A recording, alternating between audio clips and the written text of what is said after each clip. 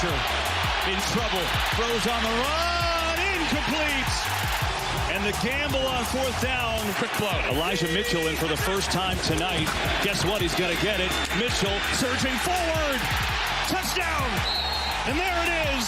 The 49ers are going to the Super Bowl.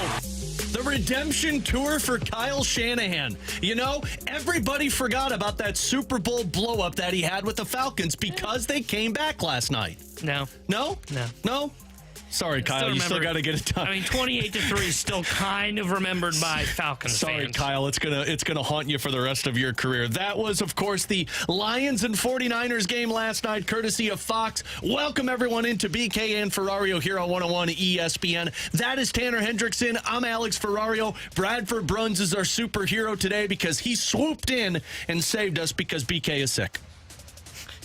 Now, don't read between the lines that the Kansas City Chiefs won yesterday and BK is sick. Let's just focus on him getting better. Because if he's not, T-Bone and Bradford are hosting for the next week because I'm out. Let's go. I'm out of here today, boys. I'm out after today. But I'm glad I stuck around for one day because the Blues got a winning streak, and now we know our Super Bowl matchup. It will be the Kansas City Chiefs against the San Francisco 49ers, and we're not starting with the Chiefs today. We're starting with that 49ers game because of Dan Campbell. The Lions went into halftime. They were leading San Francisco 24-7. They pretty much eliminated the offense that everybody was expecting from San Francisco. Christian McCaffrey got one touchdown. That was about it. Brock Purdy looked very scatterbrained. And then halftime took place. And then one team changed everything, and the other team was like, nah, we're good. We scored 3 touchdowns. We can push with this one. And then Dan Campbell got in his own way. He had 2 separate fourth downs where they went for it. It was early in that, early in the third quarter? Or no, it was both fourth quarters where it was 4th and 2. And the pass from Jared Goff, Josh Reynolds bobbles it. And turnover on downs. Okay, still plenty of time, but you could tell San Francisco got the momentum. They scored a touchdown, they got a fumble, scored another touchdown, tied it up. They took the lead with the field goal, and then with like 5 minutes to go, another fourth down. It was 4th and 3.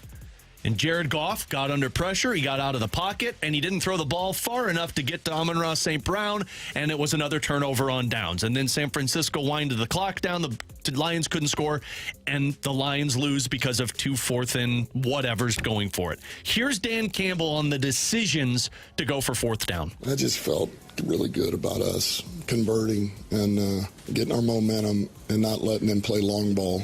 You know, they were bleeding the clock out. That's what they do. And I wanted to get the upper hand back. And it's easy hindsight, and I get it, you know, I get that. But I don't regret those decisions. And that's hard because, you know, we didn't come through. It wasn't able to work out. But I don't. And I understand the scrutiny I'll get. That's part of the gig, man. But it just didn't work out. Good for him. I didn't mind the plays. Sure, now looking at it, you lost the game, Dan Campbell. You're the reason that your team, and Josh Reynolds, who can't catch a ball that was literally in his stomach, but you're the reason that the Lions aren't going to the Super Bowl because you decided to go for it. But to me, T-Bone, he has been doing that from day one. Since he took over the Detroit Lions, it has always been, I'm not kicking a damn field goal. We're going for it. 4th and 3, 4th and 5. I trust my players. I'm going for it. Heck, it's what got them to the conference championship by him saying, we're going for it. Did it blow up in his face? Absolutely. Maybe you kick the field goal. Maybe you tie it up and they don't go down and score and you still have an opportunity to drive. But if he would have kicked it and you would have lost that football game, we would have been talking more about Dan Campbell not being aggressive when he's been all season compared to, you know what, you were aggressive and it didn't pay off for you. See, I wouldn't have been as critical of them today if they lose it after they kick a field goal in that spot. Hell, if they do it twice. And I know I gave my word to BK earlier in the year of, you know what, I love the aggression from Dan Campbell. I think when we talked about it in the Cowboys game when they tried like 3 times to go for it for 2 points to try and win that game. And I said, I'm going to keep my word and I'm not going to rip on him for going for it on 4th down. I love the aggressiveness. Well, just like the Lions, BK's at home today, so I'm going to break my word. and I'm going to be critical of Dan Campbell. Yeah. You have a chance against the San Francisco 49ers, who I think has the best all-around roster in the NFL. I mean, quarterback like Purdy, we'll get to him here in a second, but they have the best all-around roster in the NFL. you have a chance to kick a field goal and go up by 3 scores again and go up 27-10. You've got to take that in the third quarter. You need to take the points and go up by 3 scores. And then what happens? They go down, they score a touchdown. Like, look, who knows what happens if the corner doesn't let the ball hit him in the face mask, doing his best Chiefs wide receiver impression. Yeah, seriously. Rather, if he picks it off. But then, okay, so you end up, all the momentum's gone. You fail on 4th down, San Francisco punches you in the face, they come down and score, and now you're down by 3. You've got a chance to kick a field goal here on a 4th and 3 scenario at the 30. To me, you've got to take the points. You've got to take the points because all the momentum is on the side of the San Francisco 49ers. I know his theory was we've got to cut that off at the head and try and gain our own momentum. You hadn't played impressive in the second half. I think you have to take the points there, tie it up, because at least then it's tied. And what San Francisco does, they go down the field, they score a touchdown. In that scenario, if you kick the field goal and they score, all right, you still got a shot. They come down and put a touchdown on the board this drive after failing on 4th down. The ball game's over. It doesn't matter what happens. Yeah. So that's why I'm so critical of the situation. I think there's a time and place for Dan Campbell to play this aggressive. We're an aggressive team. We're going to go for it on 4th down. In the playoffs? In the NFC Championship game? But again, man, he went for it, and I was thinking if this goes through, we're talking about Dan Campbell being one of the rare head coaches that has the cojones to always say go for it. And again, I don't see the outcome of that football game about the 4th downs, and I know that was, but I also see it was the fumble that Jahmyr Gibbs had, and probably the handoff from Jared Goff. That one really sucked the life out of Detroit and gave all the momentum to San Francisco. And the one that you brought up, the one that turned into a touchdown by Brandon Ayuk, or put it on the 1-yard line, where the ball was in your face, essentially. So there were so many outcomes of that game that led up to Dan Campbell making that decision to go for it. But I looked at a head coach that said, man, I trust my team.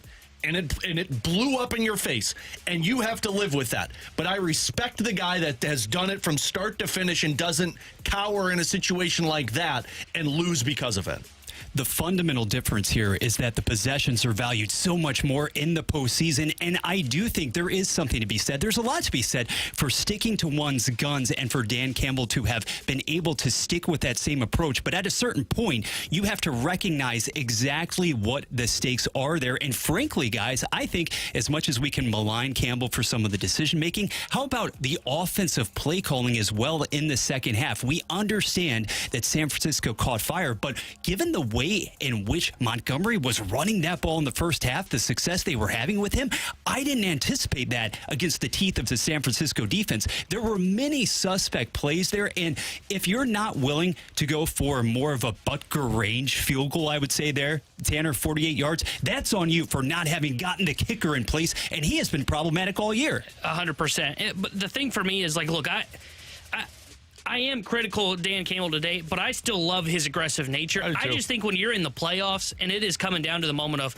hey, we can go up 3 scores against, if they were playing the LA Rams, for example, I probably would have much less of a tone in that game because I look at them and say they're the better team on paper, or at least they are viewed as favored. Yep. You're on the road in a hostile environment in San Francisco against what I truly believe is the best roster in the NFL. And you're just going to say, forget the points, forget going up by 3 scores. Let's just see if we can go down and score a touchdown. Which, by the way, if you score a touchdown, guess what? It's still a 3-possession game. But if you would have scored the touchdown fast enough, you kept all of your...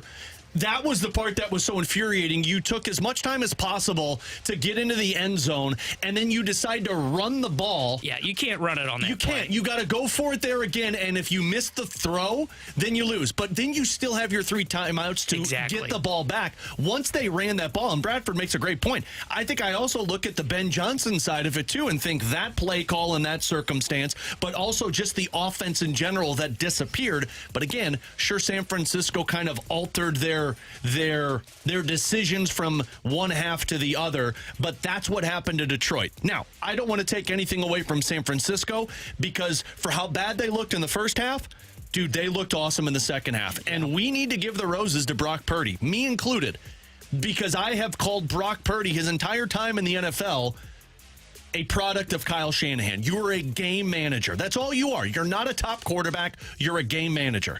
Man, he proved that he is not a game manager last night by those 2 runs for first downs that proved the outcome of that game because Detroit was putting pressure on him. He was scatterbrained in the first half, wasn't making throws, and then in the second half, he's like, oh, I've got legs. I can do this myself, and picked up 2 crucial first downs for San Francisco. Yeah, I thought Brock Purdy was awesome in that second half. Now, I'm still not going to shed the game manager label from him. Because I think his legacy will be defined by the Super Bowl. If he shows up in the Super Bowl and they end up winning and they beat Patrick Mahomes, who's the GOAT currently, then yeah, I'll change my tone on Brock Purdy. I think and the reason for that is because of the 2 halves. The first half, he was awful. I thought there was a chance we were going to see him get benched going into the second half. And they stuck with him, and credit to him, and credit to Kyle Shanahan, and credit to Steve Wilkes, by the way. His defense was awesome in the second half. I just think when you look at Brock Purdy, though, yes, that was a game that maybe you would say, whoa, he made plays, and he did, and give him credit for that. I still am going to continue with the label of a game manager.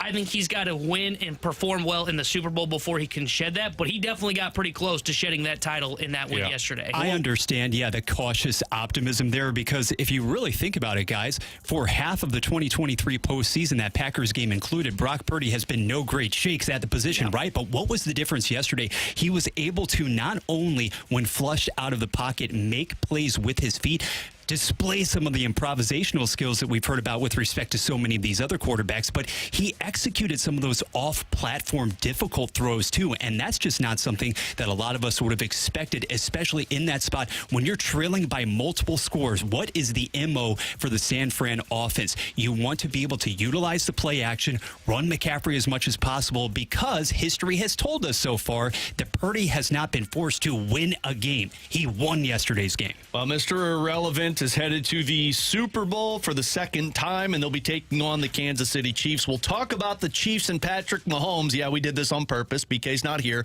We'll push them to 11:30 because we've got another team that's on a hot streak to talk about, and it's your St. Louis Blues, who now are a playoff team. I'm all aboard the hype train. We're getting into that next year on 101 ESPN.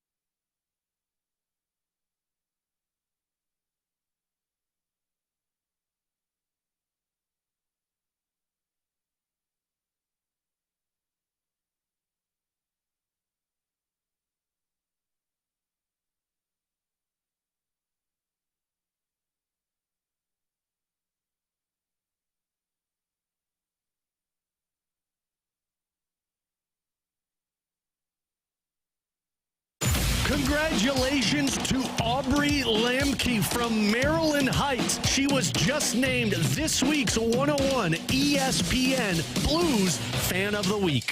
Submit your pick now at 101ESPN.com to be the next Fan of the Week. Taking home Blues tickets and a $50 Buffalo Wild Wings gift card. 101 ESPN's Blues Fan of the Week is brought to you by Buffalo Wild Wings, official member of This Bar Bleeds Blue, presented by Bud Light.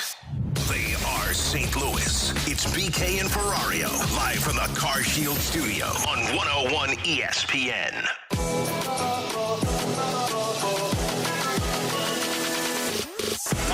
Pavlovich launches a pass to Shen. Shen, a partial break. Shoots. Score! The captain, the hero, the game winner. And bring out the Zamboni. The Blues are back in a playoff spot. They've won 5 in a row. Remember when we were so down on Braden Shen and be like, well, what's wrong with them? He's old. They don't even have a number 2 centerman. Well, yeah, that guy's got 2 game-winning goals in his last 3 games. By the way, he is now 4 goals in 5 games, including 2 assists. Braden Shen is on a hot streak right now, and so are the Blues. 5 consecutive victories. You heard the call last night from Chris Kerber here on your home for the Blues, 101 ESPN. They take down the LA Kings 4-3. Now have the second longest winning streak in the National Hockey League, behind the powerhouse that is the Edmonton Oilers, who are sitting with 16 victories right now on the season. And look, every single game you can look at and say, I don't know how they won. They shouldn't have won that game. That was a terrible win. That's how I feel. But guess what? It doesn't freaking matter. You picked up 5 points in this, or 5 wins, 10 points in a stretch where we went into it, T-Bone. You and I were the pessimistic ones. BK was the optimistic one. We didn't think they were going to win 2. And they entered that road trip, Calgary, Vancouver, Seattle, 5 points out of a wild card spot. There were 3 teams in front of them to get into a wild card spot. Well, all 3 of those teams have just gone south very fast. The Blues catapulted over all of them and now sit in the wild card spot with the LA Kings, both teams with 54 points, the Blues with a .563 win percentage. And the fact that I said going into that break that I'm all on the hype train right now with this team is because 2 months ago, they would pay to find ways to win hockey games the way they played against Calgary, Vancouver, Seattle, and the LA Kings. They couldn't do it. One bad goal, they would be down by 3. And you were thinking, well, there's no way we're coming back in this one. Now, the Calgary Flames game, you trailed by 2 goals, trailed twice in that game, but you trailed by 2 goals. You came back and tied it. Vancouver, you never trailed, but they tied it up 2 separate times. Seattle, you trailed twice, including a 2-goal deficit. And then the LA Kings game, you trailed twice and came back in all of those. And Jordan Kyrou, I thought, said it best last night of this Blues mentality when they're trailing in hockey games right now. Yeah, for sure. I mean, I think we go down 1 or 2 goals now. Our mindset's not like, oh, damn, like we're probably going to lose this game. It's like, we're going to bring it back. We're going to win this game, or, we're going to tie it up and, bring it to overtime and win it. So it's confidence. Joey and I talked about this on pregame because Joey was a part of that Pittsburgh Penguins team that won 15 in a row that Edmonton just surpassed. And Joey said, when you're in a win streak, you enter each game knowing you're going to win. And right now, the Blues have the confidence that says, we're winning this game. It might not be pretty.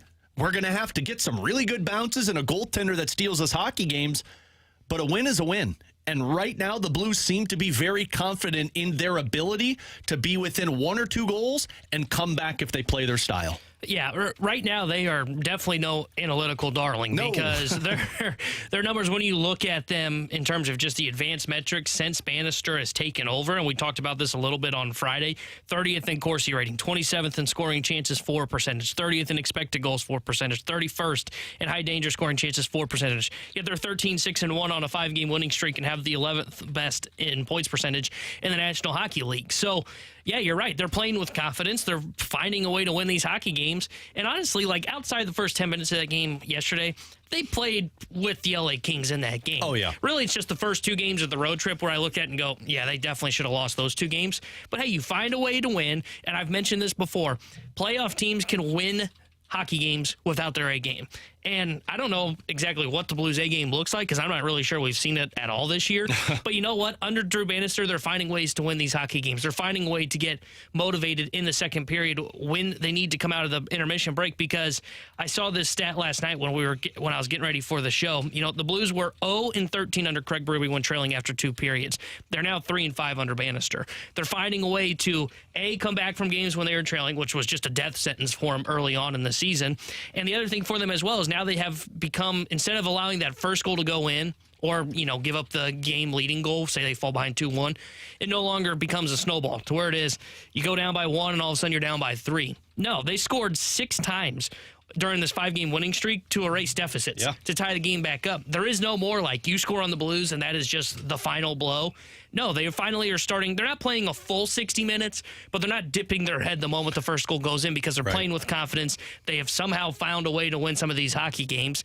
And because of that, look, we talked about it. We've been preaching from the clouds all season long. Hey, if they're going to be a playoff team, they've got to go on at least one winning streak. Yeah. Here you are, and here you are in the playoff picture. And even when you're struggling, like even when it looks ugly, that Vancouver Canucks game, you're thinking, man, but they stayed within 1.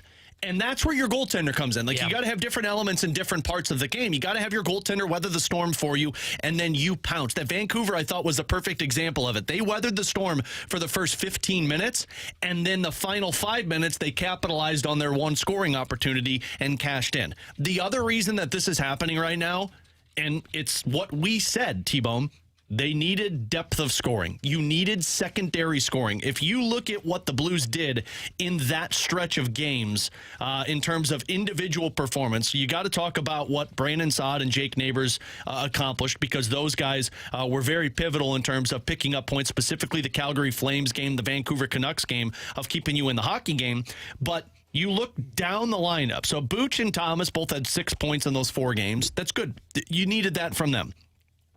But Braden Shen, 6 points in the 5 games. And that is the area that we said the Blues don't have anything beyond your top line. If you don't have that secondary contribution, you're screwed this season, because it has to be Thomas, Kyrou, Buchnevich, and that's it.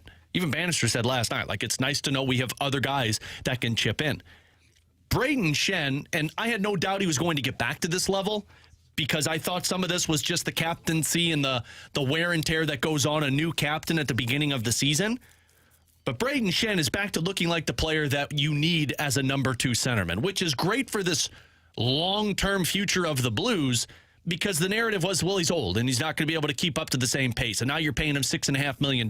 Yeah, now you're paying him $6.5 million to be a point-per-game player who's playing almost 17 minutes a night. So this is huge for Drew Bannister if this is the Braden Shen that you get, and it's huge for the Blues if they want a playoff spot. Yeah, exactly. And I think it's great for the Blues, both short-term and long-term, as you said, because they need depth of scoring. And if you've got Braden Shen centering a line, and you've got Saad and Neighbors, thank you. I just, for some reason, I wanted to say Kapanen, but he's like missing a foot. Yeah, he's not here. It's been impressive the way that line is playing, because you do need depth of scoring. This team was not going to be a playoff team, or hell, win 5 games in a row if they just had a top line and that was it. So in the short term, it's great to see Braden Shen start to turn on. I think the part that gets me more excited is also thinking kind of in the long term, both in terms of the rest of this season and, the next year to 3, I would say, probably a year to 2 actually in this retool, because I wasn't the one that was buying it's the captaincy. My original thought was, man, he's hit 32 and it might be the downside for Braden Shen. And I thought for sure that if that was the case, it was, oh boy, the Blues are in trouble, because he's making $6.5 million over the next, 4 more years, I believe. I think so. So that would be a huge issue for the St. Louis Blues if all of a sudden Braden Shen just hit the downturn and hit it quickly like this. Now he's starting to play better. Now he's looking more like that 60-point guy that you expect for the St. Louis Blues. And we'll see if this maintains. This can't just be a 10-game hot streak for Braden Shen.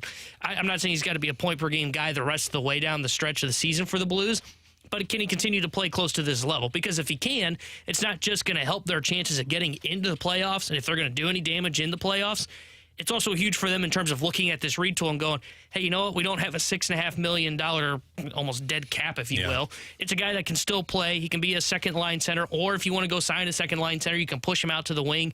Him starting to play well is a big development for both the short term and the long term for the St. Louis Blues. You can't have $6.5 million on your third line. You need $6.5 million in your top six. And think of what the projection is next year. If you've got a Snuggerud playing up here, if you have a Bolduc up here, like those guys are the offense that you're hoping for, and those players slide into a top six with a guy like Braden Shen. I mean, if you look at his numbers, he's always a guy that's going to put up 25, close to 25. I mean, some seasons he had 24, but he's somewhere between 23 and 25 goals. He's also somewhere between 55 and 65 points. And right now he's on pace for that again. So if that's the guy you're going to get at 32 years old, you need that for 3 more years. And you're looking at a position to where you're not talking so much about, oh yeah, this is a rebuild. You're looking more as a retool for where the team is at. They got one more game before the All-Star break. That will be tomorrow night as the Blues will try and make it 6 consecutive wins. They'll take on the Columbus Blue Jackets, the Battle of the Blues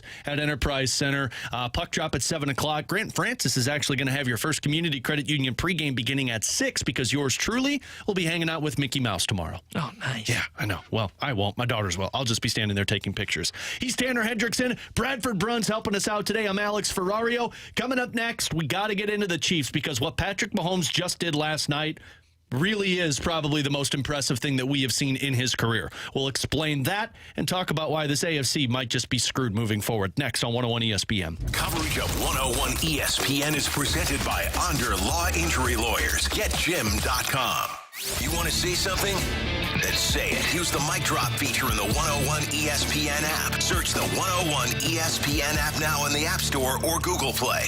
Alex Ferrario with you to talk about my dentist, 100 West Dental. Dr. Pryor, a new office off of Manchester, the most modern technology, and the patient experience is the most important factor. You've been into that dentist where you walk in and it feels like dim and gloomy, and you're like, oh gosh, I don't know if I want to sit in this chair and get yelled at because I haven't been brushing 7 times a day. Man, you don't get that experience over at 100 West Dental because the patient experience is at its best. It's bright, it's comfortable. The chair is so comfortable, and they are so awesome to work with there at 100 West Dental. And on top of it, I speak highly of this because I had that dentist that really didn't care. Just open your mouth, no cavities, good to go. See you in 6 months. And next thing I know, he missed a tumor and I lost 7 teeth, had a ton of medical surgeries. Don't deal with that. Get the right dentist that is about the preventative procedure. And that's Dr. Pryor and his team. You could do an online consultation with him at 100westdental.com. You can even schedule your appointment online. Don't even need to pick up the phone.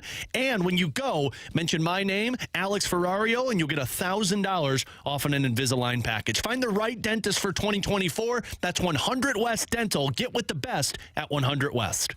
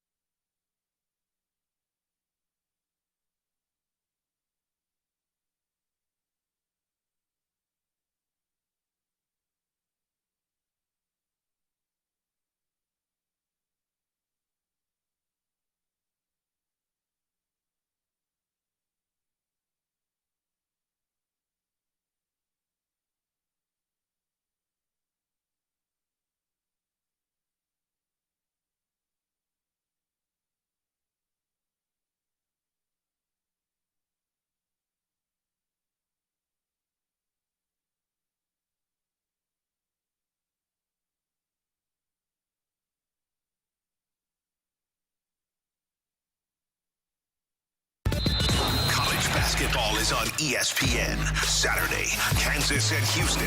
Pregame at 2:30, tip-off at 3. The NCAA plays on 101 ESPN. 101 ESPN Sports Center. Blues make it a successful drive for 5. Good morning. This is Bradford Bruns with your Sports Center update, driven by Johnny Londoff Chevrolet and Johnny Londoff Autoplex. Yesterday afternoon wasn't reserved only for football, as the note recorded yet another OT victory. The Kings going down 4-3 at Enterprise Center. Braden Shin netting the winner in the extra session. St. Louis has just one game remaining before the All-Star break. That's tomorrow versus Columbus. On to the gridiron. The Super Bowl matchup on February 11th is set. Kansas City and San Francisco meeting in Sin City. The Chiefs toppled Baltimore for the AFC Championship 17-10, while the 49ers stormed past Detroit on the NFC side 34-31. The Sports Center update was driven by Johnny Londoff. Find new roads and shop 24/7 at Londoff.com and LondoffAutoplex.com. Are you kidding me? Giving you the picture, the real big St. Louis sports picture. It's BK and Ferrario, live from the Car Shield studio on 101 ESPN. Here's Kansas City from the 19, throwing at the goal line, and it's caught by Kelsey for the touchdown.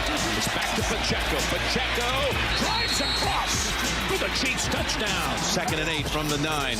Jackson to Flowers. He dives. The ball came out. It's recovered by Kansas City. Has now reached the Chiefs 25. 2nd and 10 to the end zone again, and it is intercepted. Intercepted by Dion Bush. He gets the protection. He goes long, and on his back to ice it is Marquez Valdez-Scantling for the 2nd straight week. He catches a long ball. That was courtesy of CBS yesterday, with the Chiefs taking down the Baltimore Ravens. All right, fine. I'm sorry. I will never doubt Patrick Mahomes and the Kansas City Chiefs again. I can sit here and ish on them all I want because I don't like to see BK happy. Maybe I'm just a miserable human being, but I can't do it anymore. That was the most impressive win that I've seen from Patrick Mahomes.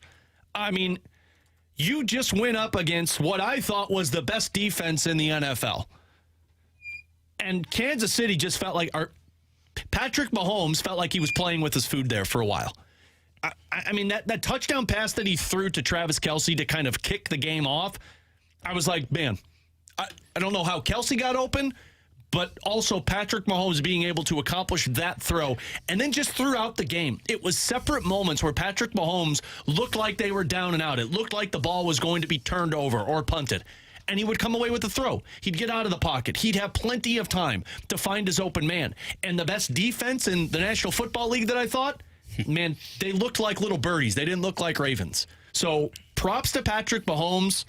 Props to that defense and Steve Spagnuolo, because their game plan was as perfect as you can ask for to take away all of the options for Lamar Jackson, and he looked very scatterbrained also.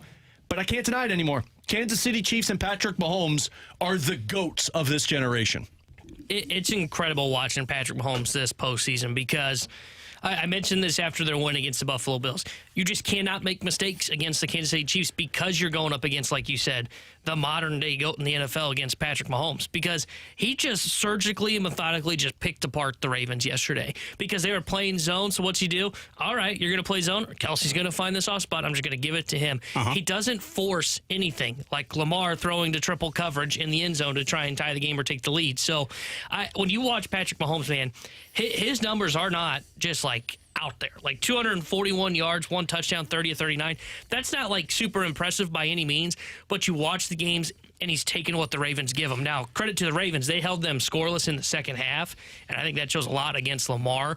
But with Patrick Mahomes, man, he's making all the right decisions. He's finding the soft spots in the zone. He's just taking what you are giving him, not making mistakes. And if you're going to beat them, like if you're San Francisco going into the Super Bowl, you cannot turn the ball over. One turnover can be the difference between you winning the Super Bowl and upsetting Patrick Mahomes and going home without the Lombardi trophy. Yeah, and a callback to our first segment, Patrick Mahomes recognizes the difference when it comes to the environment, when it comes to the stakes. Whereas in the regular season, when his receivers, the secondary options were just dropping ball after ball after ball. He felt that sense of urgency to occasionally push it and force throws into tighter coverage. That's not there anymore. He's a different guy in the postseason, and yet he still has that ability when the play breaks down in front of him to be able to improvise and get it done.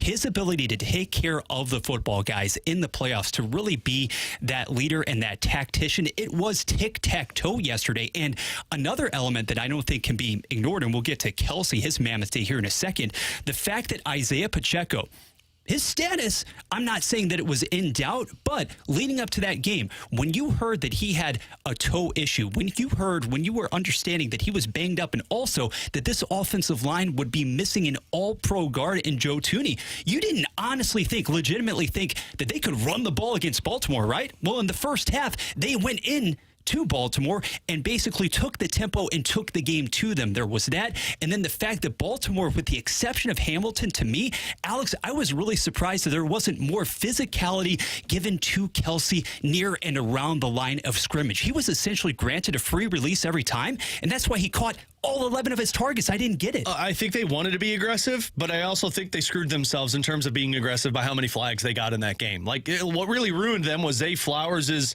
terrible celebration that he had that costed them those yards, and then, of course, that fumble that he had when he was trying to get that extra first down. But, I'll also take you back. This is the part that I just find so fascinating about the Kansas City Chiefs, and I'm not trying to sit up here to honk their horn. I'm not taking over BK's spot as a Chiefs fan, but, go back to the pregame stuff. Everybody was talking about, Justin Tucker trying to set up in the area that the Chiefs were working out, and, Kelsey kept throwing the ball behind him, and everyone's like, oh, there's bad blood between these teams. Man, Kansas City was doing exactly what they were trying to accomplish. They were trying to get into the heads of Baltimore, who doesn't have the experience at this level, get them ticked off going into the game, and look at what took place. A lot of the post-play shenanigans that costed them a lot of penalty flags. You took a lot of roughing the passer. You took a lot of taunting there in that game. I just think Baltimore has that experience that they know. All we need to do is get in your head. We get in your head, and that is going to put another hurdle for you to get past. Hence you can't be physical with Travis Kelce because, well, we know we're going to give up the yards either way, so let's just try and defend them. Yeah, the fact of the matter that Patrick Mahomes can get this squad and the team remains disciplined, unlike Baltimore. The fact that he's able to get this team to a Super Bowl is unbelievable. I mean, look at his weapons. This is not the best cast that he's ever had in Kansas City. Yes, far from it.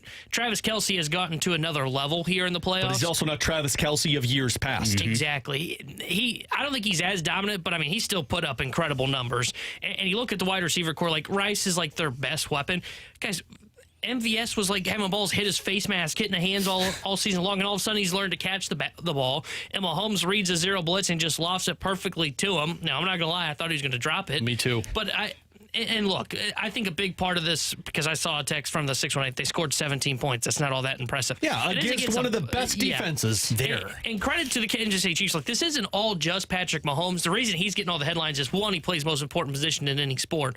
But two, he's been just surgically incredible in this postseason. It was the tale of two halves. The first half was all Patrick Mahomes. The second half was all Kansas City's defense. Yeah, their defense is a huge reason why they're going to the Super Bowl. And the patience that is now demonstrated by this Kansas City offense as well. Mahomes recognizes, he understands he doesn't have to get it all at once. He doesn't have the personnel in order to do that. I would contend, Tanner, that quite frankly, this is, and it's not a hot take by any means, it's the weakest supporting cast with which he has been surrounded since he took over starting duties there at Arrowhead Stadium. And the precision, the accuracy, making every read, going through the progressions. And I think yesterday, once again, we saw it in the first game, just as we did in the subsequent game between Detroit as well as San Francisco. The Kansas City coaching staff absolutely lapped the opposing side for Baltimore. I know we're going to talk more about Jackson next hour, but the fact that this team in Baltimore, you understood you were going up against Kansas City, and your first choice, your first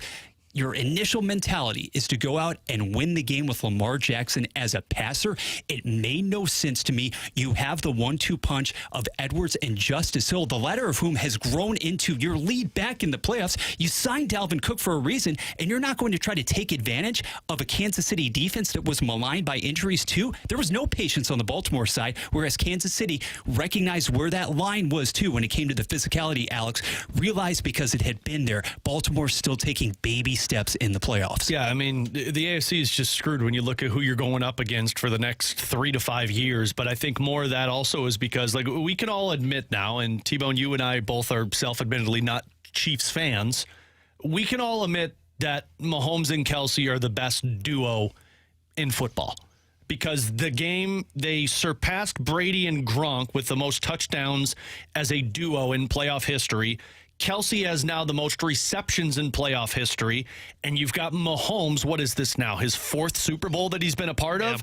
It's safe to say that in terms of a 1-2 punch, a receiver and a quarterback, this is the best we've ever seen. Yeah, I think it's the best duo we've seen in playoff history because I mean, you just look at the way they take their game to the next level. Like we all, like we're saying here, this is not the best cast Mahomes has had. Now it's the best defense he's ever had.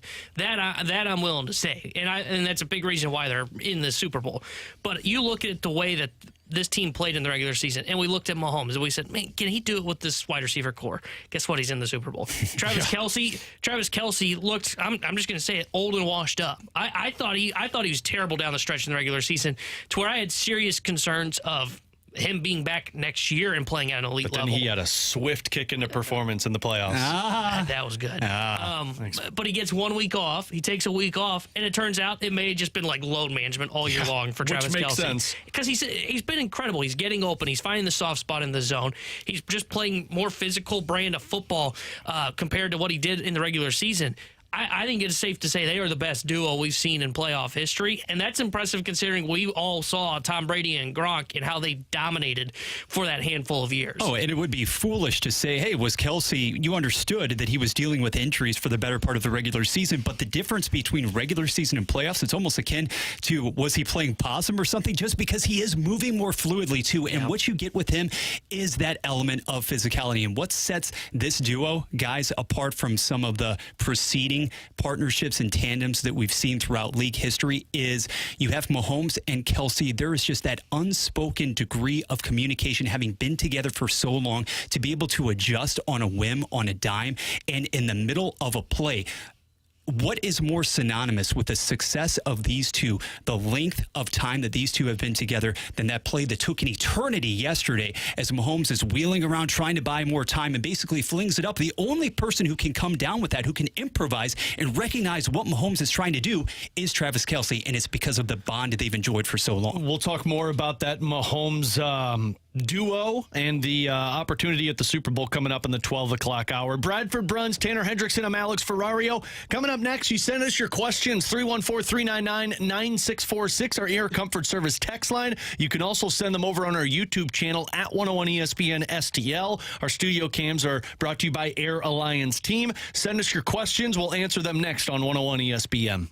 Kickstart your mornings with the opening drive on 101 ESPN. Get in the know first on everything St. Louis sports with Brooke Grimsley, Dan McLaughlin, and Randy Carricker.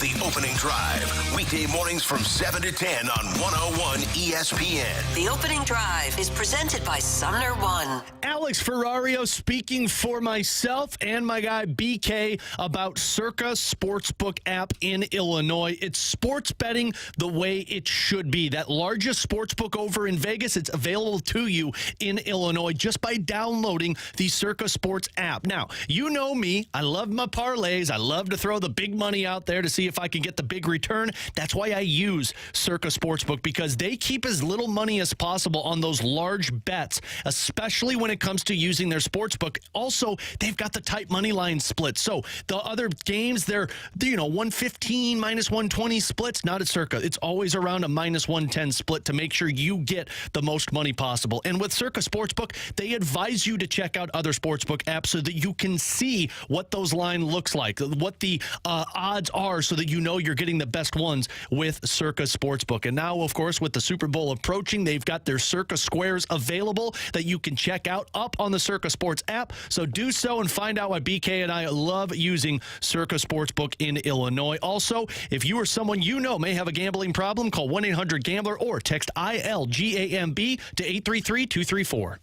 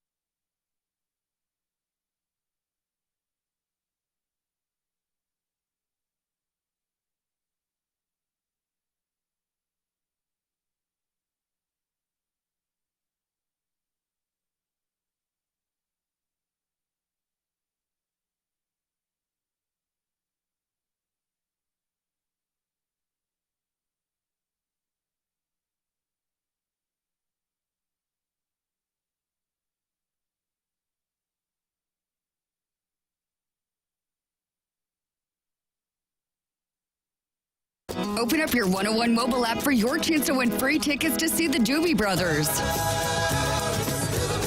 With special guest Steve Winwood on Saturday night, August 24th at Hollywood Casino Amphitheater. Get all the ticket details and get entered to win those free tickets for the Doobie Brothers right now, either at 101ESPN.com or on your 101 mobile app. We're right back to more of it.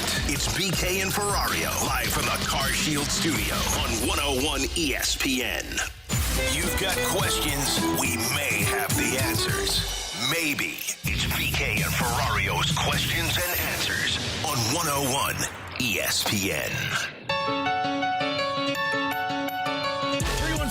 409-999-9646. That is our Air Comfort Service text line. Also our YouTube channel at 101 ESPN STL, as it's BK and Ferrario with some questions and answers alongside Tanner Hendrickson and Bradford Bruns. I'm Alex Ferrario. No BK today. He's got a little illness. He'll expect it to be back tomorrow, and if not, then who knows, because I'm on vacation, baby. So you boys will figure it out, and I'll see you post All-Star break. So send us your questions over now, and we'll get to those in just a bit. Let's start with this one because I expected it. Do you think the football in the NFL is fixed? No one will admit it, but the money that's on the gambling, do you see it fixed? I was expecting that one to say more along the lines of the Kansas City Chiefs keep winning. Do you think football is fixed? No, and you know what? I think we can prove this. Did you see the theory going around Twitter before the championship game?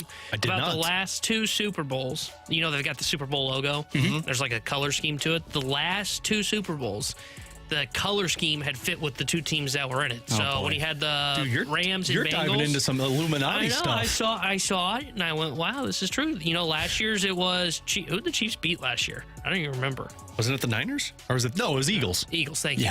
It was that color. It was kind of like that greenish with a little bit of red in it. And the year prior, it had kind of that gold in the Rams and a little bit of, I think it was orange and black with the Bengals. Like it all fit. And this year's is kind of a Ravens and 49ers color. And if you look, guess who's not in the Super Bowl? The Ravens. So we can confirm, not there. Wow. Yay, That's science. NFL for you. I can't. Oh, my gosh. That's NFL for you. I can't remotely buy it. I mean, seriously, come on. Now, it's not, with all due respect, Alex, no offense here, it's not a choreographed dance, okay? These guys are not pulling off a WWE style production. Imagine being told, hey, go out there and just get hammered around for 60 minutes while you Thanks, lose. NFL. I look forward to that. From the 314, I like this one. What rule would you guys change in the NHL? Let's go big picture. It doesn't have to just be NHL. Pick a sport. What rule would you change? Big picture in any sport. Mine would be the 3-on-3 overtime and get rid of what we've talked about and what Ken Hitchcock told us. I'd get rid of the nuances of going in and out of the zone. Once you enter the zone at 3-on-3, you cannot exit the zone unless the other team possesses the puck.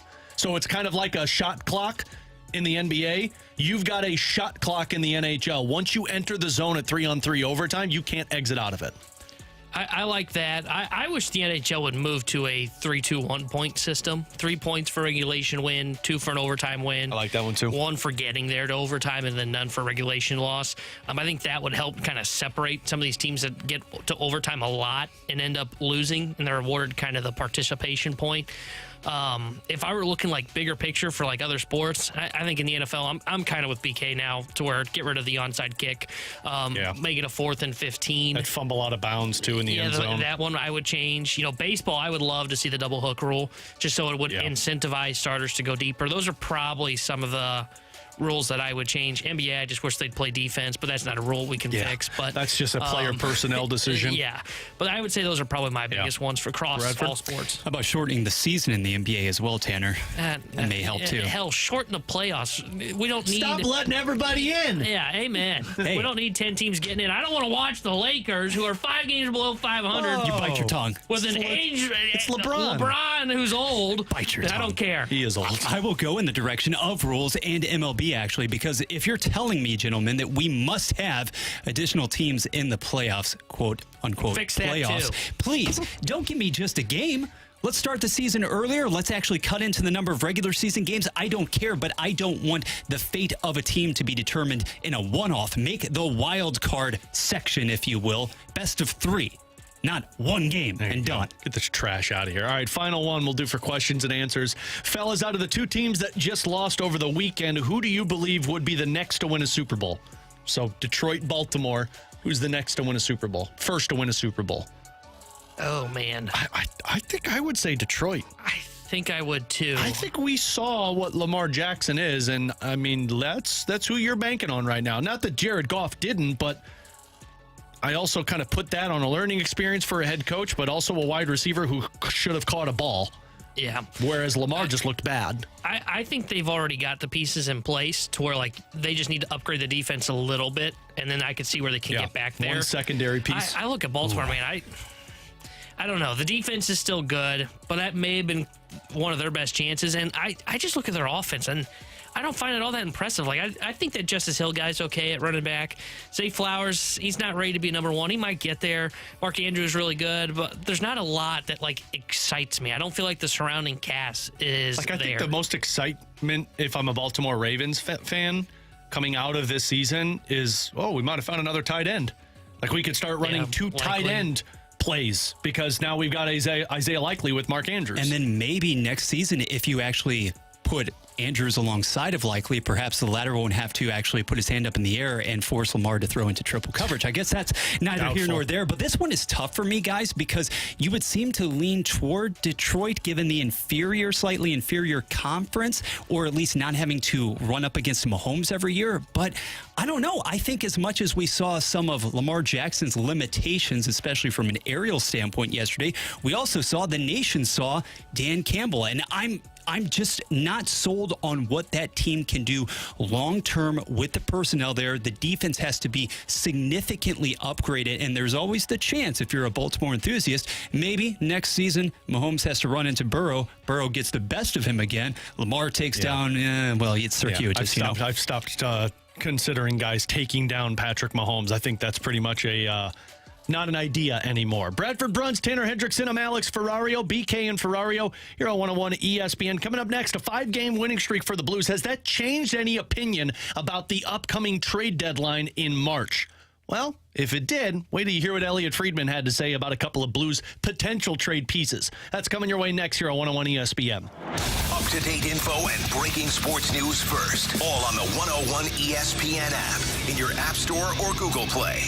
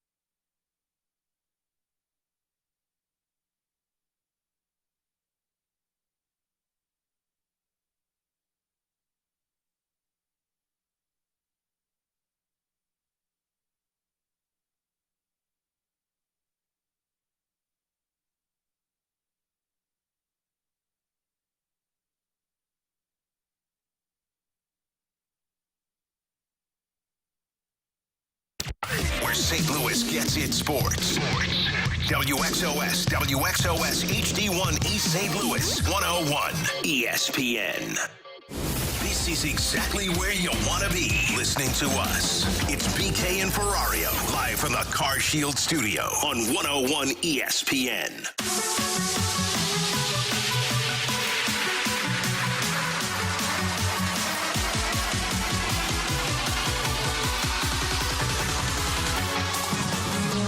I give them credit.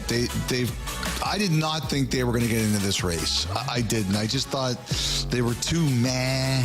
There wasn't enough there, but they've pulled themselves off the mat. And a lot of guys who weren't playing that well are playing better, much better, and it's gotten them in there. That's Elliot Friedman, one of the best NHL insiders right now. He was on the 32 Thoughts podcast with our friend Jeff Merrick.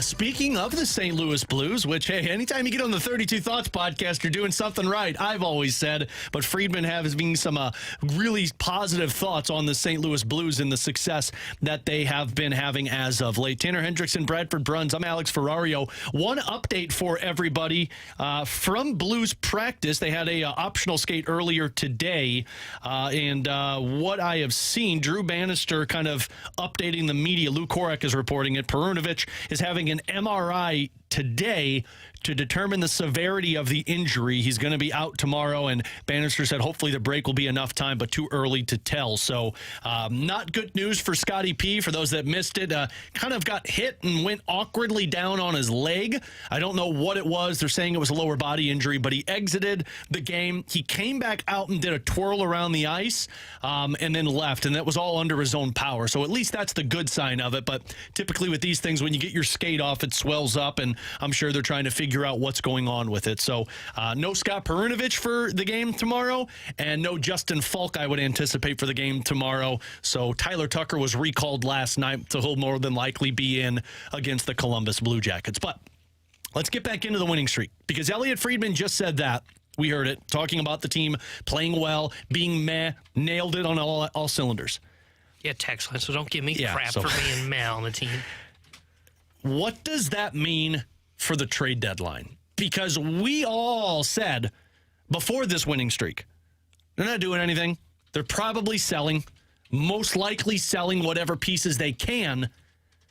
But now that they've won, now that you've put yourself into a playoff position, and I understand there's still like 40 games left to be played, but does a winning streak really do anything for a trade deadline for this team?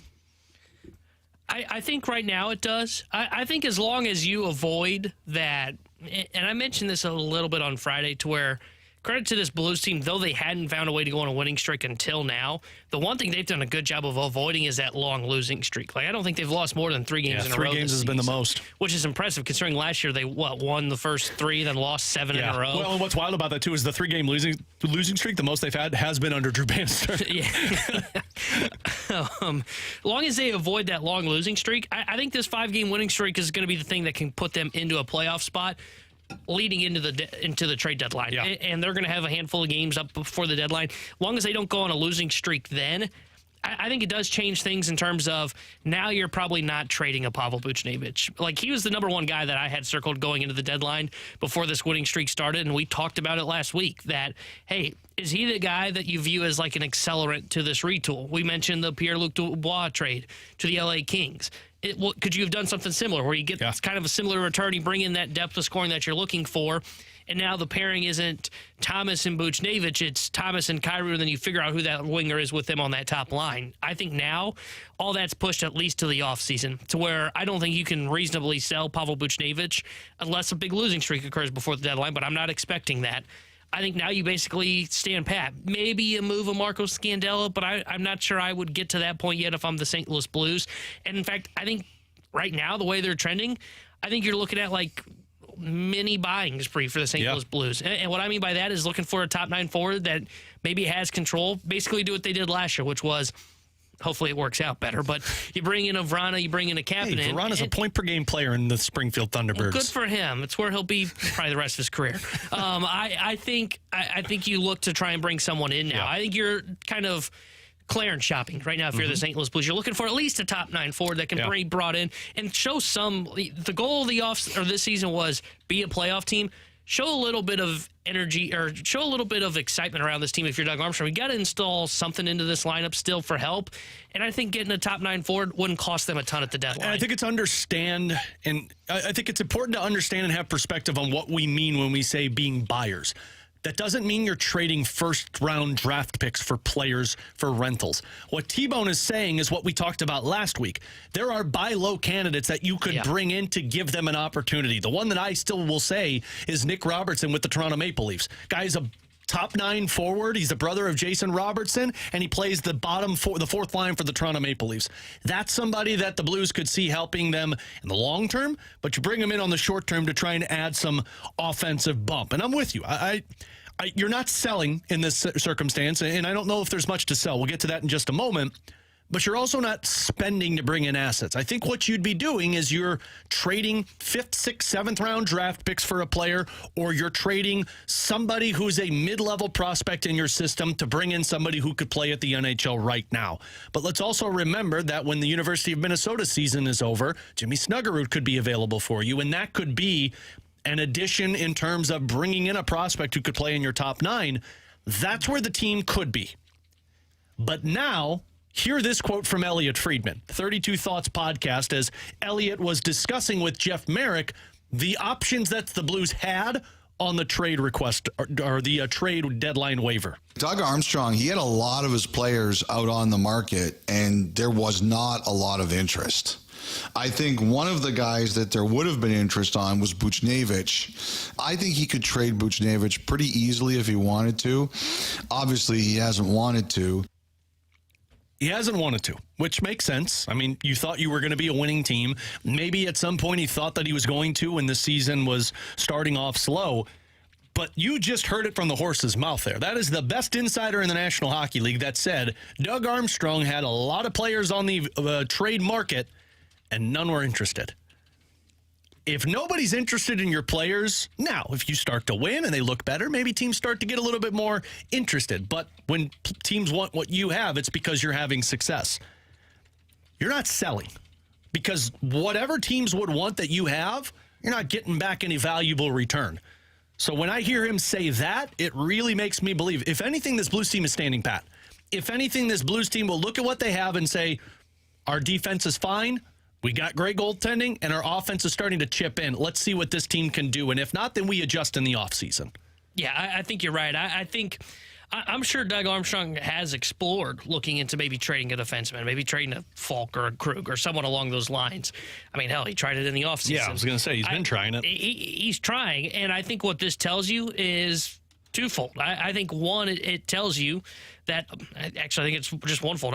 It tells you that the guys that have those big contracts, the defensemen that have the $6.5 million no trade clause, the forwards that maybe he was looking at a Kevin Hayes and trying to trade him.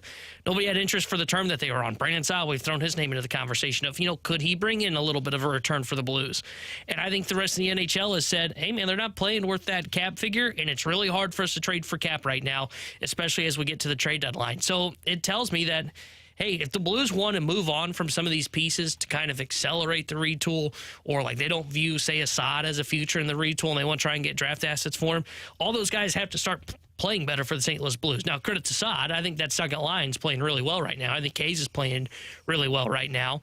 But I think it just shows you that, hey, the contracts they've got on the books right now, they are probably stuck with them until we get to the offseason. In the offseason, things get a little easier to trade because now everybody says, okay, we freed up X amount of money. We can bring money in. We got time to figure out how to get money out. At the trade deadline, that's really tough to do, especially because the cap hasn't gone up. It's almost a cap-for-cap trade, and the Blues probably don't want to do that kind of a move. Right. So I think this tells us that, at least at the deadline, you're right. They're probably standing pat. If they want to move someone that has term that they don't see as a part of the retool, and they think we've got to move on from this contract if we're going to be able to take the next step forward, they can't accomplish that till the offseason. I would never say never with Doug Armstrong, because he has shown to have the big cojones to pull off moves when the team's in a playoff race and say, I don't care, this team's not good enough and we need to get better. So I could see him doing that if he feels like it's better for this team. I know Friedman said, like, they didn't trade Buchnevich because he didn't want to. If a team comes calling and offers you a Godfather deal, if you're Doug Armstrong, you consider it. Here's the other factor into all of this. Teams get desperate when it gets closer to the postseason. The Tampa Bay Lightning reportedly are in the market for defensemen because 2 of their guys are on LTIR and they need help. If your team plays well, this is why I think it's also very important for the team to be in a playoff race. Because if you're in a playoff race, your team is performing well, which means your players are a lot more desirable. And when other teams are desperate to fix their weaknesses, that's when they start overspending. If you don't believe me, look at what the LA Kings just did. They needed depth at center, and they traded away 2 really good players for a centerman. So no matter what happens, and March 8th is still almost or a little over a month away, where your team is at in terms of a playoff race is good for the now, but it's also good for the future if you're Doug Armstrong. So trade deadline or not, I don't see this team being massive sellers. 1, I don't think they have anything worth selling. And 2, if you're Doug, if anything, you say, screw it, we're going to just go for a playoff race and hope that the stock rises for our players going into the offseason. He's Tanner Hendrickson, Bradford Bruns. I'm Alex Ferrario. Again, the Blues will be back at it tomorrow night against the Blue Jackets. And if you missed it, Luke Korak reporting that Scott Perunovich is going to have an MRI later on today to see the severity of his injury that kept him out last night in the middle of the game. So hopefully they'll get an update on that tomorrow or maybe later on today on Scott Perunovich. But Tyler Tucker was recalled last night, so I would anticipate he'll be in the lineup tomorrow against the Columbus Blue Jackets. Coming up next, Lamar Jackson did not have a good-looking game in the AFC Championship game. What does that mean? And projecting forward, is Mahomes going to overtake Tom Brady? We'll get into that next on 101 ESPN. It's time for another moment in Blues history. On this day back in 2000, the Blues would shut out the Colorado Avalanche 4-0. They would beat Patrick Waugh, who was in between the pipes. Craig Conroy would pick up 2 goals. Pavel Dimitra picking up 2 assists. And Michael Handzus scoring on the power play. Scott Pellerin scoring shorthanded. This date in Blues history was powered by Classic Air Care, making people comfortable since 1926. For all your HVAC needs, ClassicAirCare.com.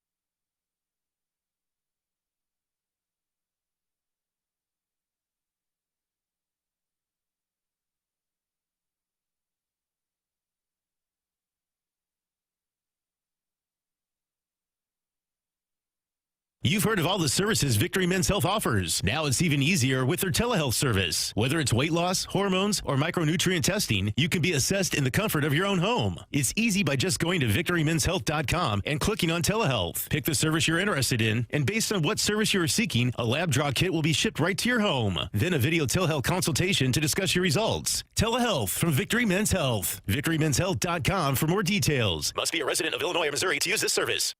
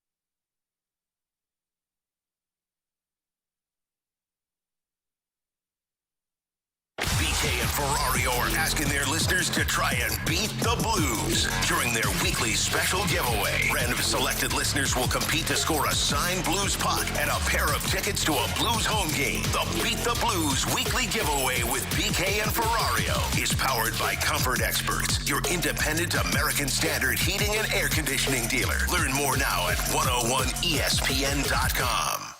They are St. Louis. It's BK and Ferrario, live from the Car Shield studio on 101 ESPN.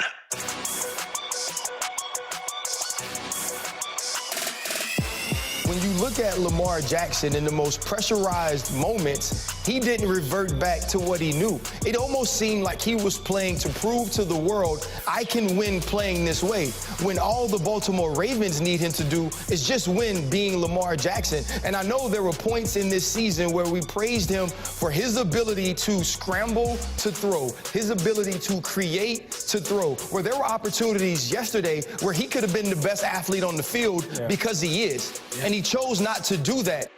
That was Ryan Clark speaking of Lamar Jackson's dud of a game against the Kansas City Chiefs yesterday. Alongside Tanner Hendrickson and Bradford Bruns, I'm Alex Ferrario. I kind of feel like I was not proven right, but I feel like it kind of falls into the area that I was talking about all season with this Ravens team, where it was like, man, I feel like they're imposters. I feel like we're looking at them saying, well, damn, look how good they are. Lamar Jackson was an MVP in the second half of the season, or that defense has been so good. But yet, in the first half of the season, we also saw them lay eggs and not be a good offense. And I think Lamar Jackson just proved in that game against the Kansas City Chiefs that he's a regular season quarterback and not a postseason quarterback. And what I mean by that is, like, I'm looking through his postseason history. 2018, 2 touchdowns, 1 interception, 194 yards. 2019, 1 touchdown, 2 interceptions, 365 yards. So a lot of balls thrown. He threw it 59 times into that one. 2020 might be a wash of a year. However you look at it, 0 touchdowns thrown, 2 interceptions. This arguably has been his best postseason run, but a lot of that was incrementalized by the second half against the Houston Texans and the first quarter against the Kansas City Chiefs. We haven't seen a full game from Lamar Jackson in the postseason where we say that guy is a winning quarterback. We've seen it in the regular season, but you just witnessed him go up against a winning quarterback in the postseason, and Ryan nailed it. You're talking about a guy that when it came, push came to shove, you needed him to make the big play. He forgot everything that he does, whereas Patrick Mahomes knows exactly who he is in tight situations. Yeah, and he makes a critical mistake towards the end of that football game, thrown into triple coverage. Now, if you want to blame Likely for having the hand up, I get it, but never. If you're Lamar Jackson, you can't make that read. You can't turn the ball over against Patrick Mahomes and the Kansas City Chiefs. And don't forget, he had a fumble as well. And though his numbers were actually better, 272 passing yards compared to Mahomes, was in the 240 range. He had more passing yards. A bunch of that was because of 2 massive chunk plays. The first touchdown pass to Zay Flowers, and then the big throw to Zay Flowers, where he got the taunting penalty as well. Outside of that, though, it was not all that impressive for Lamar. I didn't think he ran the ball particularly well in that game as well. Like 8 carries for 54 yards, so he was okay. But I just did not see that guy that I felt like is in that conversation of the elite of the elite. I never felt in that game, like when you watch Joe Burrow go up against Patrick Mahomes, go, yeah, he's giving you a fighting chance. Why? Because he's making all the smart plays. He's making the decisions. He's not forcing turnovers. With Lamar yesterday, I felt like he was almost a shell of himself. And I never felt confident that Lamar, after watching, I think, the first quarter, I was like, okay, I'm not sure if I feel like Lamar's going to be able to get them over the hump here against the Chiefs. Real quick, somebody texted in on an Air Comfort Service text line and said, Alex, you're making Lamar sound like he's Dak Prescott. Guys, I hate to break it to you, but Lamar Jackson is Dak Prescott in the playoffs. In fact, Dak's actually better than Lamar Jackson. So postseason history, Dak has 14 thrown touchdowns, 7 interceptions, and 0 fumbles lost. Lamar Jackson, 6 touchdowns, 6 interceptions, and 2 fumbles lost. Now, Lamar's played in 6 postseason games. Dak's played in 7. I feel the same way about Lamar as I do about Dak. You are incredible in the regular season, but when postseason comes around, you just your AI just combusts on the field. And this is the main problem. We all understand the otherworldly athletic talent of Lamar Jackson. He is an elite player. Yesterday, given, I will say, yes, the game plan also instituted by the Baltimore Ravens, he was supposed to be an elite thrower, but that is not him. When he has the balanced game going, and make no mistake about it, Kansas City, Spagnuolo did a great job once again of being able to scheme, being able to blitz at appropriate times, and coming after him. There were opportunities, though, for Jackson to be more decisive and to take off more quickly. There was hesitation. There was an inability to go through, progress through the reads, and unlike a lot of people, I don't think really that there is a huge shortage of talent there as far as the complementary threats for him on offense. I do believe maybe Flowers, immaturity notwithstanding from yesterday, talent-wise, maybe he can grow into a number one. You have the twin tight ends there, the tandem, but when you're still asking Lamar Jackson, the problem here is that you were asking Lamar Jackson to win the game yesterday with his arm. That was the game plan, and why? This would be my counter to it, and I think you're spot on, though. Can you win a Super Bowl without having a quarterback that can throw the football? Sorry, not win a Super Bowl, but get past Patrick Mahomes in the AFC, and I guess win a Super Bowl. But that's how you're going to win a Super Bowl. Because, like, as much as we talk about, like, Josh Allen using his legs as well to help try and beat the Kansas City Chiefs, Josh Allen's going to have to beat Mahomes through the air. He's going to have to beat the Chiefs through the air. Same with Lamar Jackson. How did Joe Burrow get past the Kansas City Chiefs? He didn't use his legs. They were a part of the game. Don't get me wrong. If he needs to scramble, he will. He needs to be your secondary option. But he's got the weapons around him. And look, I do question the surrounding cast around Lamar offensively. Like, I think it was a little overstated going into that game how good that offense was. But Lamar's got to play better. Lamar's got to be the guy that this is what separates Mahomes and Lamar Jackson and Josh Allen. Is Mahomes, we all agree, not his best cast to get to the Super Bowl. Mahomes, just like Brady, lifts those guys up around him and can get them to the Super Bowl. Lamar never felt that way yesterday. Part of that, too, though, like Lamar overshot multiple receivers in that game that were open.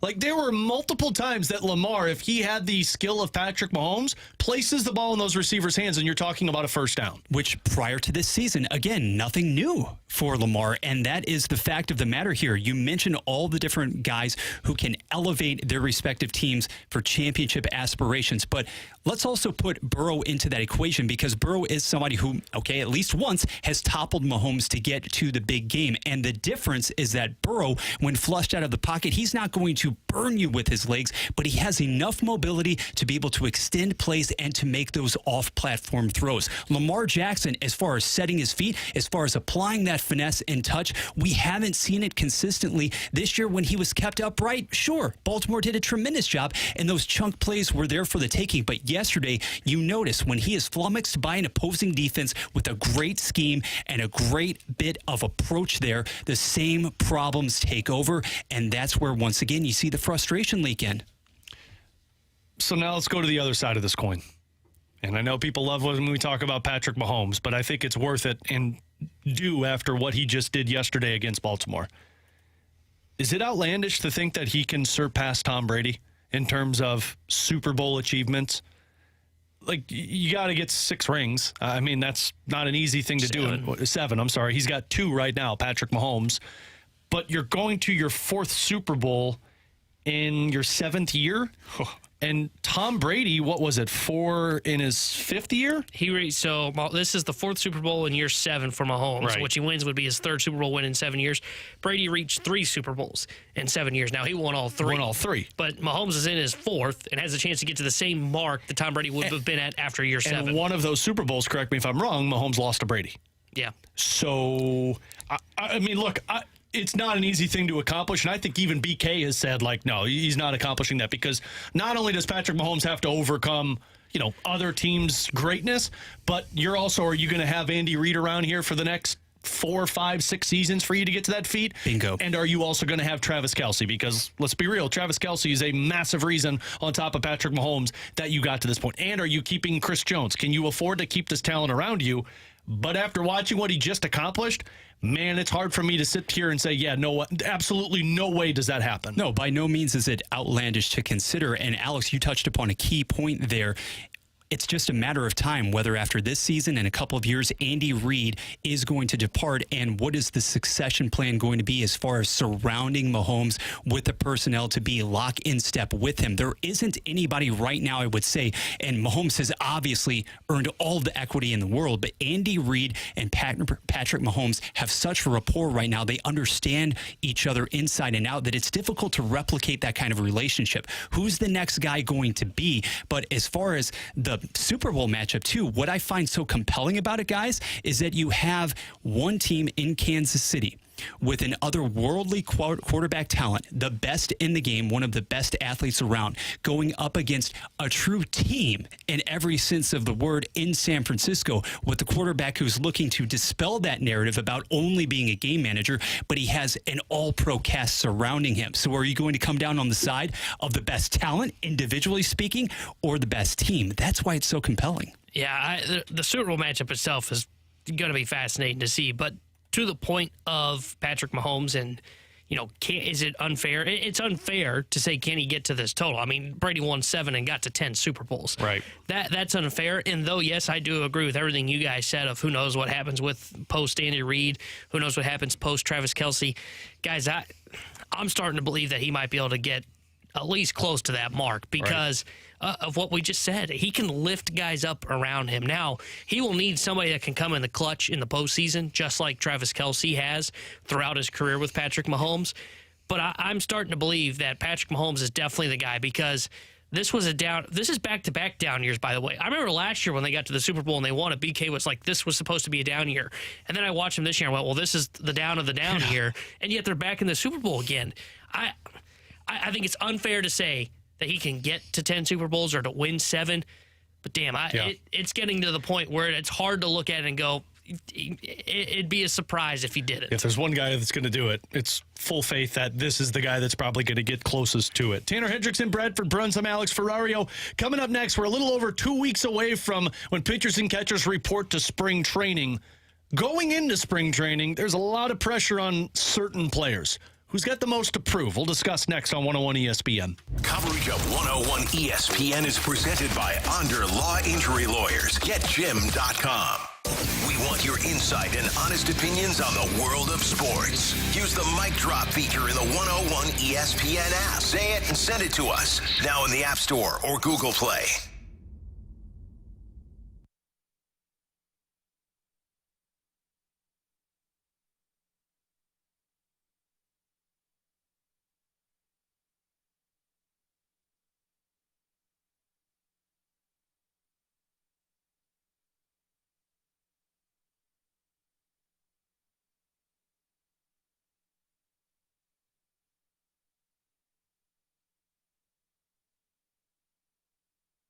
I'm Dr. TJ from the Institute of Natural Health. I'm inviting you to check out our show, Wellness 101, every Sunday at 7 a.m. right here on ESPN. On Wellness 101, we talk about how to optimize your health as well as all things health-related. We discuss how to take control of your health by being your own health advocate, and we offer practical tips for you to become the healthiest you possible. On Wellness 101, we cover topics like optimizing hormones, thyroid health, gut function, cardiovascular health, sexual health and performance, and many more. So join Aaron and me every Sunday for Wellness 101 at 7 a.m. on ESPN. This is Jay Delsing coming to you from the Car Shields Golf Studios. I hope you'll join me every Sunday morning from 8 to 10 for Golf with Jay Delsing. It's the biggest names in golf, news from the PGA and the LPGA tours, tips on your golf game, and everything from the world of golf. It's Golf with Jay Delsing, presented by Darty Business Solutions, every Sunday morning from 8 to 10 right here on 101 ESPN.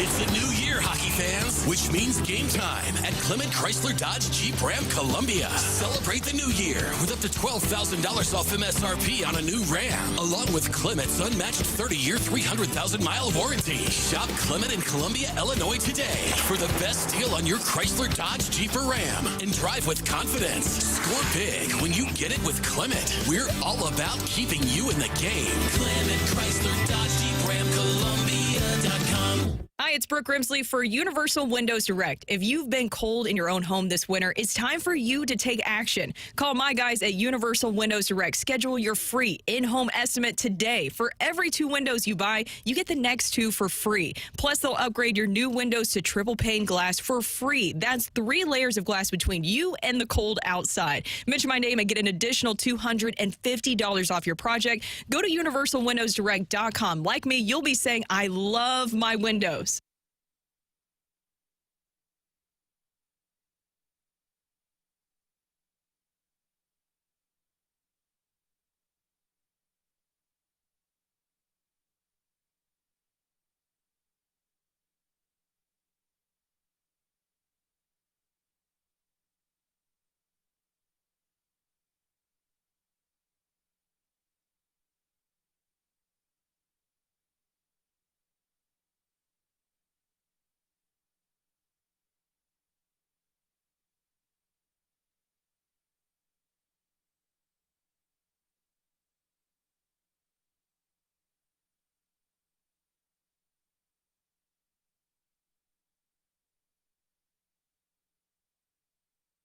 You can now watch 101 ESPN live on our Air Alliance Team Studio Cams. Catch every show live on our YouTube channel or at 101ESPN.com. 101 ESPN Studio Cams. Presented by the Air Alliance Team Heating and Cooling. Getting the job done quickly, correctly, 100% of the time.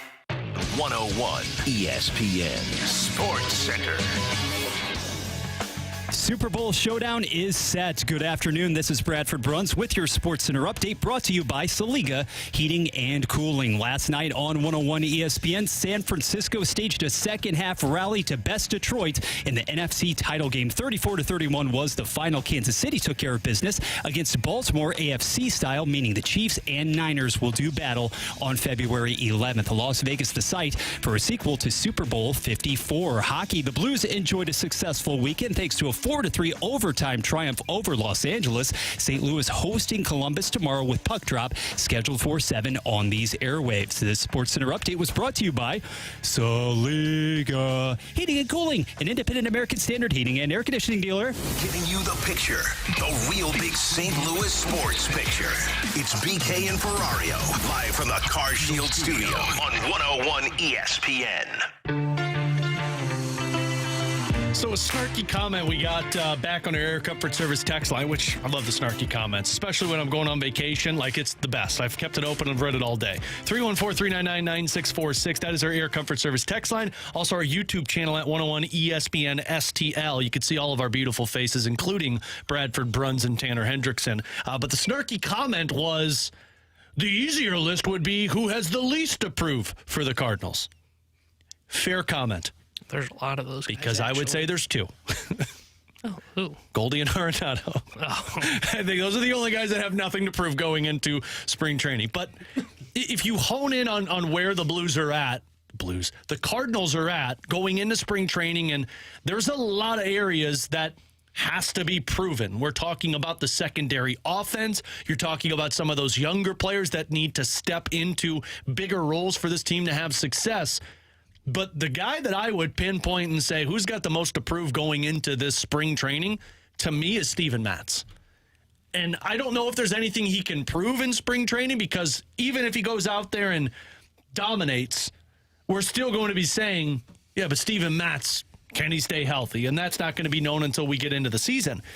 But this pitching staff is going to be relying so heavily on guys pitching at their best. I think we know what the best of a Lance Lynn looks like. We know what the best of a Kyle Gibson. Oh, Kirk Gibson. Woof. He was good back in the 80s. He was very good. He'd be great. I'd love to have him on this team. Sonny Gray, Miles Michael. We all know kind of old now, though. We all know what peak performance looks like of those guys. Hey, it fit right in with our team. Art card. Our Everybody gets art cards. team. Bench bats. Sure, yeah, just rotation.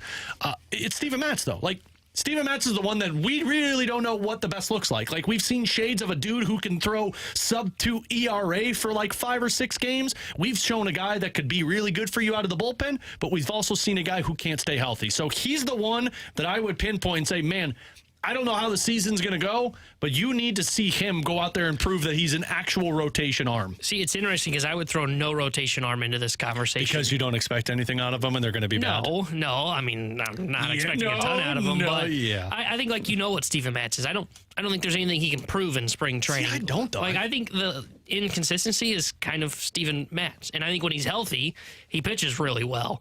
I think, like, Lance Lynn, maybe there's an argument. I would hear an argument on Lance Lynn to, like, prove that, hey, getting hammered for 42 home runs last year was kind of an oddity.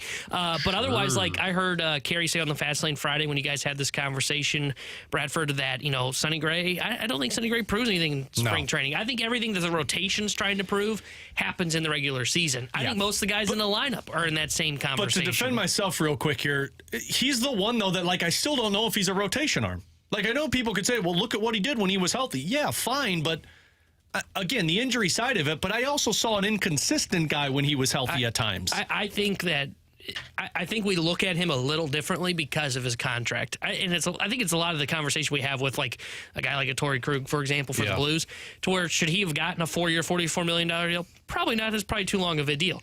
He's a typical number 5. He's making $11 million. A lot of the number 5s this offseason, James Paxton, who I love, got $11 million. He's inconsistent. Doesn't it feel like they're forcing him into, like, a number 3, though? Because they're forcing a lot of guys into these spots. Like, Michael shouldn't be a 2. Kyle Gibson and Lance Lynn, to your point, shouldn't be a Sonny Gray viewed as a potential 3. In this rotation, though, the upside for Matz, the upside that he could provide, still gives you, I think, that optimism that maybe you are in this rotation. That's key.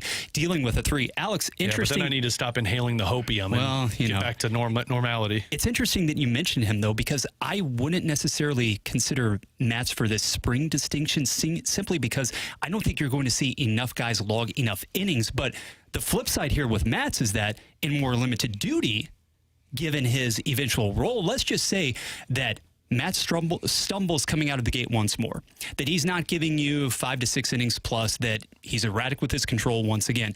And Zach Thompson is doing nothing but dealing.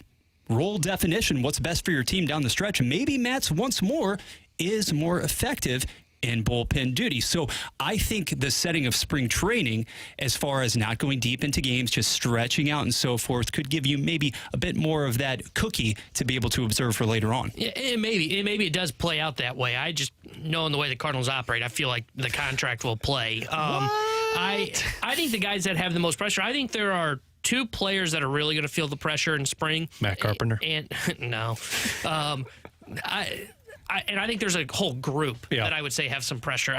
Number one, and I heard Bradford mention this on Friday, so credit to Bradford for kind of perking my ears on this when I was listening to the Fast Lane.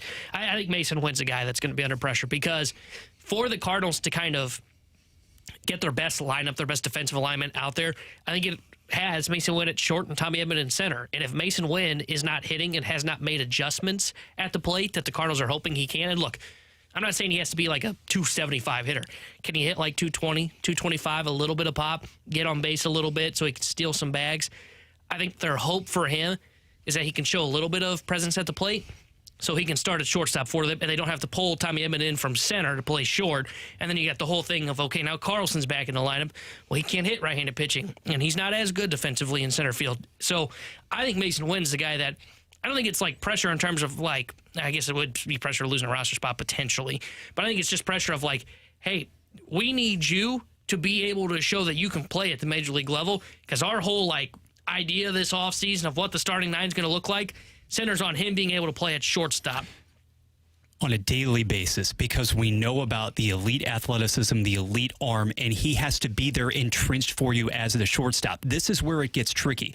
If Wynn goes out and he's getting a good number of ABs in early spring, and he is at the point where you don't see necessarily the requisite adjustments, or he's just digging himself into such a hole that we're talking about sub 200 or below against that level of competition, that's when you basically wave the red flag. Because, Tanner, you're right. The overall alignment right now, I would say going into this season, once again, how many times have we said this in the past? Given the top 3 to 4 in the Cardinals rotation, even more of a premium needs to be placed on strong infield defense, and when is going to be the axis around all of that revolving around it. I like your thought as well as far as potential bench bats and stuff too. I know a lot of people are still wondering how exactly early in the season does Dylan Carlson really factor into this mix, especially if Tommy Edman isn't 100% and available right off the bat. Dylan Carlson, yes. But by the same token, somebody like an Alec Burleson being on this roster and maybe pushing Carlson, not defensively, we understand they're in different realms there. But if Burley can actually demonstrate a bit more pop too, if there's growth in that area, then he could elbow his way into the conversation. Yeah, I think Burley has a little bit to prove in spring just because I think there still is more to that bat.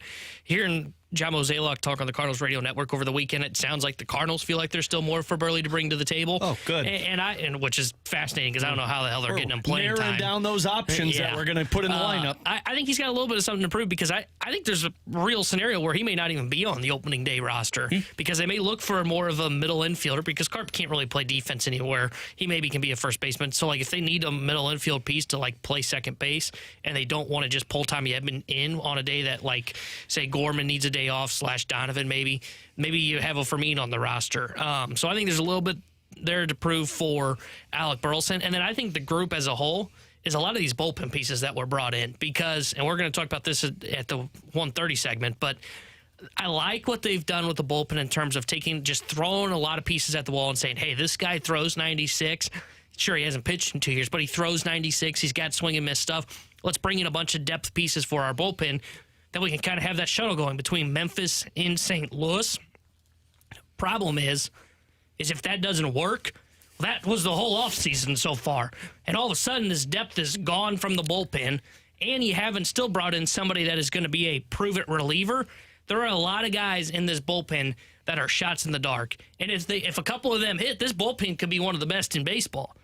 If all of them fail, though, you're talking about a bullpen that it looks like last year's pen, which was a disaster. So I think that group as a whole has a lot to prove, and that's something that kind of goes on to John Mozeliak's kind of resume for this offseason because so far it's just been like Kittredge was a good trade with Palacios, but it's been a lot of minor moves that may work out. But if they don't, the depth is gone, and not just the depth of the bullpen at the major league, but throughout the system as well. You just identified the surefire option, or so the front office thinks. You don't orchestrate that trade for Kittredge unless you think that he is that high leverage guy in the late innings. They're banking on him to be 100% healthy and guaranteeing it. That's the hope. That has to be the hope.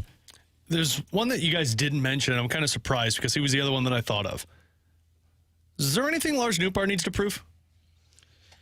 I don't think he's got anything to prove in spring. Like, I think a lot of the guys that are probably going to be brought up in this conversation, I mean, you mentioned Matz and the rotation. Regular season proved. I think it's all regular training. season. I think spring is when you're talking about guys that it's make or break, make the club. And I mean, you're going to have an idea by the end of spring what this bullpen looks like. Yeah. And if it's going to be something that's worth needing an upgrade or not. I think same is said for Mason Wynn. I think same said for Burley.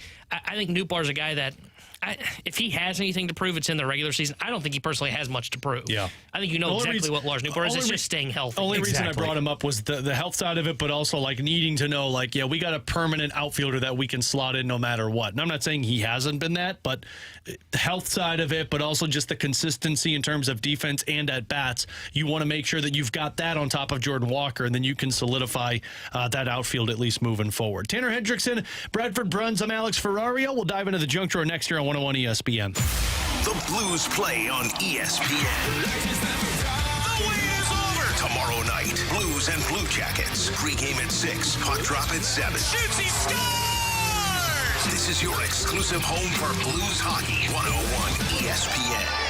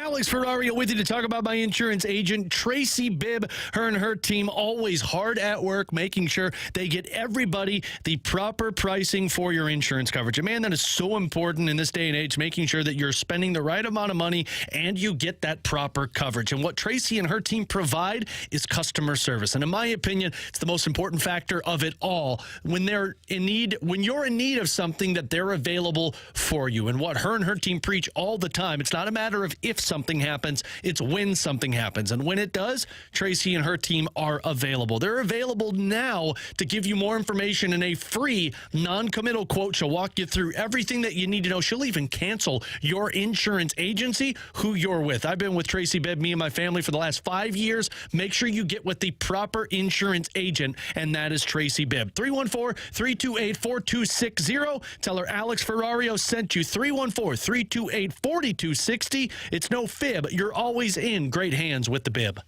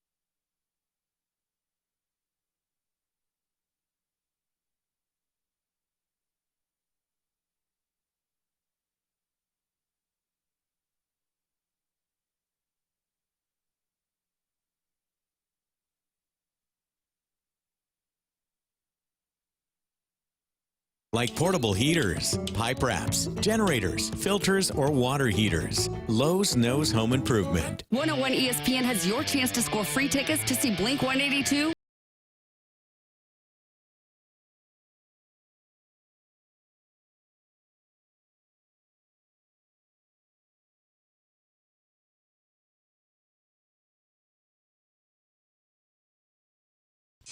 We're right back to more of it. It's BK and Ferrario, live from the Car Shield studio on 101 ESPN. Let's open it up. The Junk Drawer with BK and Ferrario. Brought to you by Fenton Bar and Grill. Best trashed wings in Missouri. Dine in, carry out, 7 days a week.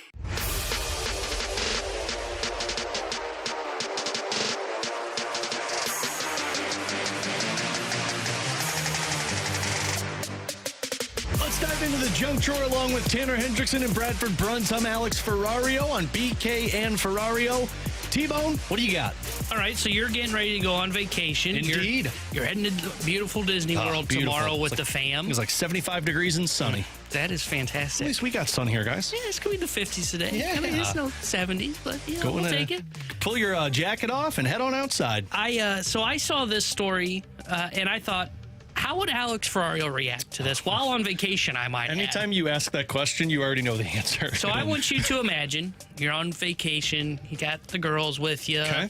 You're at the Great Bear Lodge in Port Hardy, British Columbia. Oh, sounds awful. It's 6 a.m. It's a beautiful day. If I get to see a bear roar in person, might change my life. It might. Might change my life. It might. But it's not a bear. But the owner of this place decides to wake you and the family up at 6 a.m. Why? Because there are 2 humpback whales in the bay. How would you feel if you're on vacation and you're woken up at 6 a.m. to go see whales out in the good old harbor? How would you feel? What would your reaction be? See, I knew Brad would be more positive about it. So he's waking me up because he wants, like he's waking everybody up in the hotel because he wants them to see this. I might surprise the hell out of you right now, T-Bone. You would be okay with that? I am okay with this. I'm okay. I'm a little surprised by that. And I think a lot of people might be, because you'd expect grumpy old Alex to be like, don't wake me up at 6 a.m. Yeah, but that's what I thought. The key part in all of this is you said my daughters were with me. Okay, what if they weren't? If they weren't with me, I'd be a little bit more pissed off. But I still think, because unlike, and I know people are going to push back because I made fun of BK with his lion stuff on Friday, how often do you get to see a live humpback whale in person? I would say that is a lot more rare than seeing a lion roar in person. I am totally with you. And so that's why it's 6 a.m. If you wake now, the humpback whales better be damn out there so I can see them. Put on a show. Yeah, I better see them. You better go make them dance or something. But I would not be pissed off about that, because I would just go right back to bed. I can personalize this one a little too, because someone woke you up to see humpback whales. Wow, you went to British Columbia? You? I was close, actually, fairly close. So 2022. All right, my wife and I, we go on our honeymoon to the Pacific Northwest, Olympic State Park, that territory, pretty close to Canada. Beautiful Washington State, first timers, all that. So we are trying to get the full experience with about a week or so, a little under a week. If we had had the opportunity, and apparently this was something that had to be arranged months, maybe even a year in advance, to actually see humpback whales, to see whales of any kind out there on the water, the ocean. Are you kidding me? We couldn't do it. We couldn't make it happen. But if you give me a sliver of a chance down the line to make it happen again, I'm jumping all over it. People go on cruises so that they can, they go on humpback whale cruises because they want to see them. That you're prepared for. This is like spontaneous. Which is why I think it's more important to wake people up. And I would applaud that guy for owning a hotel and waking his customers up to see something like that. See, I think my original reaction would be I would be upset that someone woke me up at 6 a.m. because, I'm on vacation, man. But, also I think after a while, I would come to realize, okay, that was actually really cool. But and also, right, 6 a.m. is, not early anymore for me, and Bradford probably feels this way. 6 a.m. is yeah, cool, I was going to wake up in 30 minutes anyway, so why not? All right. I wondered how you would react to this, because I surprised you a little bit, didn't I? I thought you would be upset about somebody waking you up at 6 a.m. because, now you're right. If you had the girls with you, I think, you got to do it. Now, if you didn't, that's where I thought maybe you would get a little upset, to where it's let me sleep at 6 a.m. Someone texted in and said, Alex is already up at 6 and ready to go to the grocery store to avoid people, so this is just a quick detour for him. Spot on, 314-R636. But, so here's my question, just because we're talking about this, and I know we got pushback because, we were the jerks laughing at BK for seeing a lion roar in person. If you missed it, Bradford, we made fun of BK because he acted like it was a glorious moment in his life to see a lion roar in person. Oh, I caught the text lines, yes. What humpback whales would be in that category for me, because you don't get to see that very often. What other animals are to the point where it would change your life to see it? Oh, boy. Because one that popped into my mind, I would love to see a kangaroo in person. You can go see those at the zoo. Yeah, but they're really boring. To see it in the wild. In Australia? Yeah, they're hopping around a lot more in Australia. How that about would be those one of them. Gigantic emperor penguins? Can't see those at the zoo. True. I don't want to go to Antarctica, but I don't know. I don't really know if there's a lot of animals that would humpback whales. Absolutely. If you told me there was a freaking great white shark that was circling and I could see its fin or something, I'm in on that. But I just felt bad that people were saying that we were making fun of BK, which we kind of were. I mean, to be fair, I don't think, I guess I would put a lion's roar up there. I wouldn't. I've never heard it, so I guess I have to. A humpback whale in the water, I guess. I don't know if there's anything else. Someone said Bigfoot.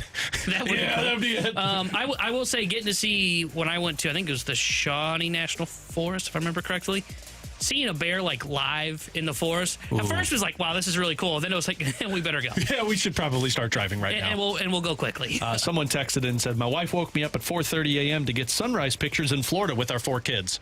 That would piss me off. Not cool. Not a fan of that one. Bradford, the first time? The first time, though. No. Oh, no, that would piss me off. Okay, if it's a repeated occasion, yes. No, the first time pisses me off. Don't wake me up for a sunrise. Why can't we do it at night? You go Sunset. take pictures. Yeah, you go take pictures with the girls and then let me know how it looks. Oh, man, I can't play with you there. Yeah, no, I'm out on that one. So if a hotel place, hey, what a great sunrise. If you want to get some pictures, bleep off. I'm going back to sleep. Don't bother me again. I'm supportive of that one. Tanner Hendrickson, Bradford Bruns. I'm Alex Ferrario. We will take a break. When we come back, the Blues in the midst of this 5-game win streak. One area I have been saying for a while that they are probably at the top of the league with, but now I just got reassurance from NHL Insider. We'll discuss next on 101 ESPN. Text us anytime at 314-399-9646 on the Air Comfort Service Heating, Cooling, and Insulation text line on 101 ESPN.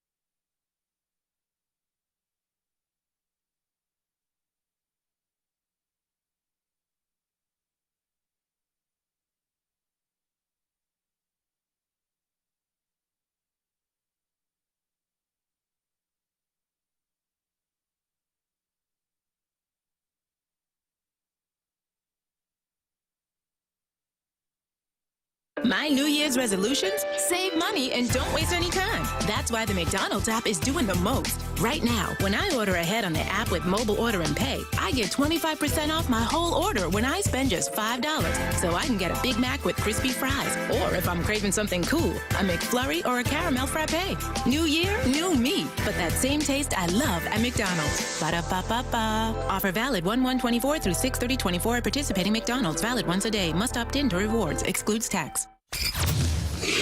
Robert Thomas, you're my favorite pro. Thanks, kid. What's your name? Sam. Sam, here's an autograph for you. You know, I might be a hockey pro, but he's a pro too. That's just my dad. Just dad to you. But to everyone else, I'm the Auto Loan Pro, helping people finance their cars the right way. Leave it to the pro. AutoLoanPro.com. Download the free playbook and get started today. AutoLoanPro.com. WXOS HD1 East St. Louis. 101 ESPN is driven by Auto Centers Nissan, home of the lifetime warranty and 30-day return. This is exactly where you want to be listening to us. It's BK and Ferrario, live from the Car Shield studio on 101 ESPN.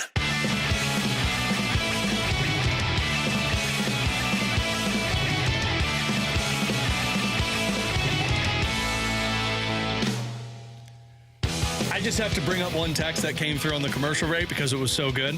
When I asked the majestic things that you would want to see in person, someone said giraffes mating. Not there. Honestly, I would ask to be woken up for that. No. Because how often do you get to see that? At one point in my life, I was told that the giraffe was my spirit animal. I was going to say, hold on. Bradford just jumping in on that comment right there might have just made my day. Your spirit animal, huh? Yeah. Tall, kind of lanky, awkward. Eats leaves a lot. Vegetarian? I don't want to know where pounding that lettuce. Man, I needed to hear that. Okay, before we all get kicked off the air and I lose my job when I go to Orlando, let's talk about one area of the Blues that has been dominant from start to finish. And you ask anybody, they're going to tell you, yeah, but look at his numbers. He's got a .905 save percentage. That's not that great. Well, I will stop honking my own horn about Jordan Binnington, and I'll let one of the better insiders in the National Hockey League honk the horn about Jordan Binnington. If Canada was playing Game 1 of the World Cup right now, or whatever they're going to call it next year, if you were playing today, Jordan Binnington would be in the conversation to be your starter. Yes, absolutely he would. I think you'd look at Mackenzie Blackwood. I wouldn't put Blackwood over Binnington. I'm not saying Blackwood over Binnington. Right now, your starter for Team Canada today is Jordan Binnington, hands down. That's Jeff Merrick and Elliot Friedman on the 32 Thoughts podcast, and they're absolutely correct. So Jordan Binnington's numbers, sure, look at him overall this season, and you can think what you want. But in the month of January, Jordan Binnington is 6-1-1 with a .927 save percentage and a .222 goals against average. And let's just not hone in on Jordan Binnington. Let's look at what Joel Hofer has accomplished also for the Blues, because in the month of January, if you look at his numbers, 2-2 with a .904 save percentage, .325 goals against average, and that's somebody who's playing his first full season in the National Hockey League. Those two guys combined, Jordan Binnington specifically, but I'll throw Hofer into this as well, that's the biggest reason you're optimistic about the Blues getting into the playoffs and potentially winning this playoff series, because of your goaltenders. You've been winning with your B and C games, and I think now is when Binnington is starting to get the spotlight back put on him of being one of the top goaltenders in the National Hockey League. And again, that's not a homer saying it. That's an NHL insider talking about Team Canada and Jordan Binnington. Yeah, Binnington and Hofer have been fantastic since the Christmas break and really good during this 5-game winning streak. And he just ran through their numbers in January, in which, by the way, the Blues played a really tough stretch. I think 8 of their 12 games in January or 8 of their 13 were against playoff teams, and they had a winning record. Why? Not because the Blues are playing all that great offensively. We've run through their metrics. Their advanced numbers tell you they should be one of the worst teams in the NHL based on their offense, and yet they're winning. It's because of this tandem. Jordan Binnington's been fantastic all season long, has re-solidified himself as a number one goalie, and Joel Hofer, in his rookie year, is starting to show that he could potentially be the future number one goalie for the Blues. Yeah. Or, at worst case scenario, a future 1B like the Blues had when they had, look back at Binnington and Allen, look back at, Halak and Elliott. That's kind of the tandem that you're starting to see with the St. Louis Blues and their goalies. And I think it's one of the best tandems in the league going right now. I mean, especially when both of them have save percentages right around 9-10, goals against below 3. If you continue to get these kind of performances, I think number one, most importantly, it allows for Benner to stay fresh because you can trust Joel Hofer. Yeah. You keep Jordan Binnington fresh. And as you mentioned, I mean, if you have a goaltender that's going to stop the puck in the playoffs like Jordan Binnington, and as many questions as I've had about him in the regular season coming into this year, the one thing that there is no question about is him in the playoffs. And that's why, do I think this team can win a Stanley Cup? Probably not. I don't think they can. I don't think Binnington can carry them for 16 victories. You could take the out of it. They're not winning the Stanley Cup. But can they get past the first round? I think they can. I think they can surprise somebody in the playoffs because of their goaltending. And then all it takes is just somebody for the offense to get hot. Maybe Shen remains hot when you get into the playoffs. Joey was talking about this yesterday with David Alexander and then talked about it on the broadcast. And I saw some reaction when Drew Bannister said Joel Hofer was starting that game. Why aren't you going with Jordan Binnington after what he just did against Seattle? And David Alexander told Joe, hey, we got to manage Jordan Binnington because we can't let what happened in January happen to Jordan Binnington again. And what he means by that is 11 games last year in January, where up to that point he had played 28 games when you started the month of January. So just for context, he's played 27 games in the month of January when it started now. But he had an 883 save percentage in the month of January, which was that kind of down spiral turn for the Blues that eventually got players traded away. Now, some of that takes out of context what he looked like with some of the play in front of him. But now, in 8 games played in the month of January with one more to go, which I imagine he's going to play versus Columbus, he's 6-1-1 with a .927 save percentage, which is 6th best in the National Hockey League. I think there's two separate conversations. One, we can talk about Jordan Binnington being one of the top goaltenders in the National Hockey League. But two, he is that as long as you manage his time. He is not somebody that you can burn out in the regular season and hope he finds his legs in the postseason. You've got to make sure that you're splitting the time so that when you get to April, when you need that playoff push, and then when you get to the playoffs, that's the Jordan Binnington you're going to get. And now they're managing his minutes much better. Yeah, they definitely are. And it is so key because I think you saw right before the Christmas break, you started to see a little bit of a lull in Jordan Binnington's play. Yeah. And I think a big part of that, too, was Joel Hofer kind of hit a lull as well, to where it was, okay, he didn't really know which goalie to go to, so he started to push Jordan Binnington a little bit more, and you could tell he kind of looked tired, giving up some goals that he hadn't been giving up all year long. What happens? They hit the reset button, they go on that little Christmas break. He comes out of the break, and he's been awesome ever since. Yeah. So it's become clear that Binnington, and look, there's not a lot of goalies that can really be pushed as hard as Binnington was pushed last year, and we even saw that for Binnington last year. It just wasn't sustainable. You need, and we talked about this coming into the year, you need to find that right balance so that he does stay fresh for the playoffs, because if he is fresh, I mean, he can play well both in the regular season and can be a guy that can steal a playoff series for you once you get into the Stanley Cup playoffs. So some of the reason, too, that Binnington's been playing so well has been the defense in front of him. And when you go through the names, coming into the season, T-Bone, I think a lot of Blues fans looked at Leddy, Krug, Scandella, maybe Justin Falk as, well, you got to find a way to trade these guys. Going into the middle of this season, we were like, okay, with trade deadline approaches, teams, maybe you could move one of these guys. Is the defense starting to change your mind a little bit in terms of you have to trade players? Luke Korak tweeted this out last night, and he and I were talking about it during the broadcast, or during the game as well. Since December 21st, Nick Leddy has been a plus or an even player in 16 of the 17 games. Now, he was a -1 in that game against the LA Kings last night. So 16 of 18 games, he has been a plus or a neutral. He's got a goal and 7 assists. Torrey Krug, since the month of January, has had 4 games where he's been a minus player, and he's been eating about 23 minutes a night. 2 guys that I think a lot of people were ready to ship out for a bag of pucks at the beginning of the season. Now you're almost to the trade deadline. Do you look at it and say, I don't know if you can survive without one of these guys? So the defense is so tricky to talk about, because I'm not sure that they are playing better than they did last year, because last year was awful. But the advanced numbers tell you they're still giving up a ton of high danger opportunities. Saving them, and their goalie's saving their bacon. But I look at the Nick Leddy Colton Parayko pairing. I think Colton Parayko really props up that pairing, because Parayko looks like a legitimate number 1 defenseman. But, man, Leddy looks like the perfect kind of stopgap guy until you find the true guy that's going to partner with Colton Parayko to fill in as that, legitimate shutdown top defensive pairing. He reminds me right now of, when you look at quarterbacks across the league, like Baker Mayfield's the stopgap guy in Tampa Bay till they find their next guy. I think Leddy's kind of fallen into that category now because he is playing well. Would you ideally rather have him on, a third pair or a second pair defensively? Yeah, but right now, Parayko's playing really well. Nick Leddy's holding his own on that side with him. I think you look at a Nick Leddy, for example, and he's saying, okay, maybe we don't trade that guy until we actually have the replacement ready. It is no longer just, all right, trade Nick Leddy to get that contract off the books, move on from one of these bad contracts we have defensively. It is, hey, Leddy's living up to his $4 million salary. Let's hold on to him until we actually have a plan in place to say, okay, here's the guy that's going to be with Colton Parayko for the long term. I think Krug, he's played really well, but I think it's still fair to say, hey, you probably should be looking to try and move him.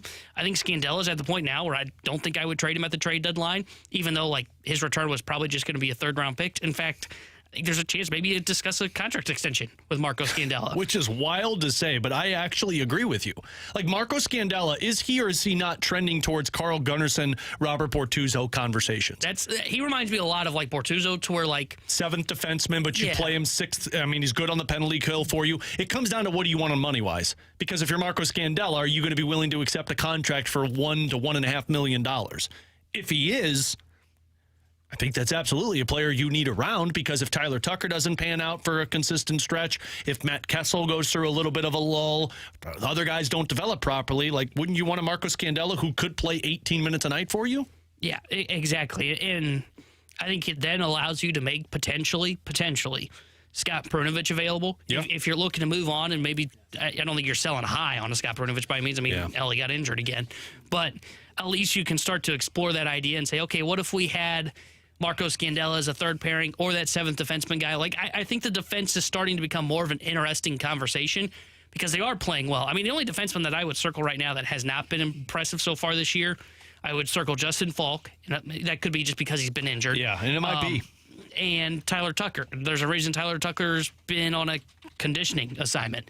So I think those two have been the only ones. I think Perunovich, for the most part, has been pretty good. Scandella's been really good. Leddy's been awesome with Colton Parayko over the last 20 games. And Torrey Krug's been really good when he's had Matthew Kessel next to him. So I think the defense, though, I still think it is a issue in the long run, and you got to move on from one, maybe two bad contracts. I think you do feel a little bit better about it and the chance to move on from them because they are playing better. Yeah, well, and that's what the postseason. Like, if you don't believe that this team is who's going to be here long term, if your team is successful and maybe somebody values your players more than you do in the offseason, and you could pull off a trade. But for right now, I mean, we can sit here and talk about how the numbers are. We got a text that's coming in saying the Blues don't have a defenseman ranked in the top 50. Fine. But you're winning hockey games 4-3, 3-2, 2-1. And you can say that's all on the goaltender, and I would probably agree. But you also need to have defensemen making plays, and you can't deny looking at a Nick Leddy who's been a plus or a neutral in 16 of his last 18 games, playing with a Colton Parayko as a number one pairing, and Torrey Krug looking very more valuable than what he did last season by playing with Matthew Kessel. He's Tanner Hendrickson, Bradford Bruns. I'm Alex Ferrario. Coming up next, you send us a scenario to the Air Comfort Service text line 314-399-9646. We will tell you if we are in or out coming up next on 101 ESPN. Blues hockey can be heard exclusively on 101 ESPN. Get the info you need before and after every Blues game with the First Community pre- and post-game show driven by Clement Ford. And catch every Blues home game from the First Community Terrace. Bring out the Zamboni!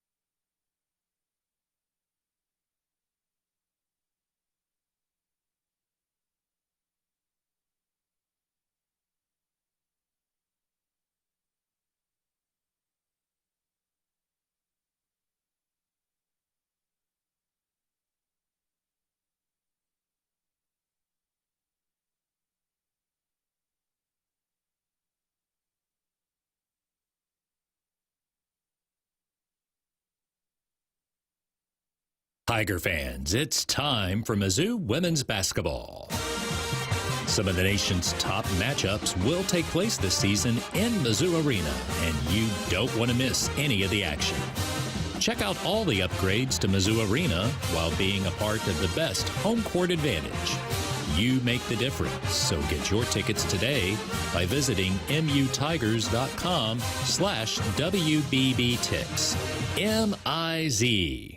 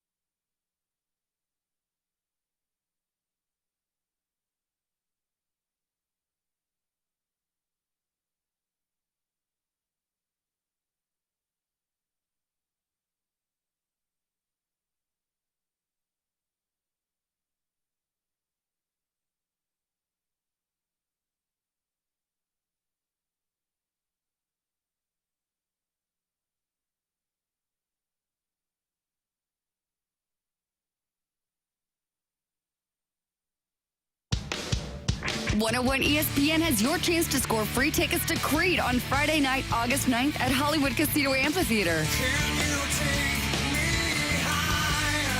Creed are reunited and bringing the Summer of '99 tour to town this August with special guests Three Doors Down and Finger 11. Get all the ticket details and get entered to win those free tickets for the show right now, either at 101ESPN.com or on your 101 mobile app.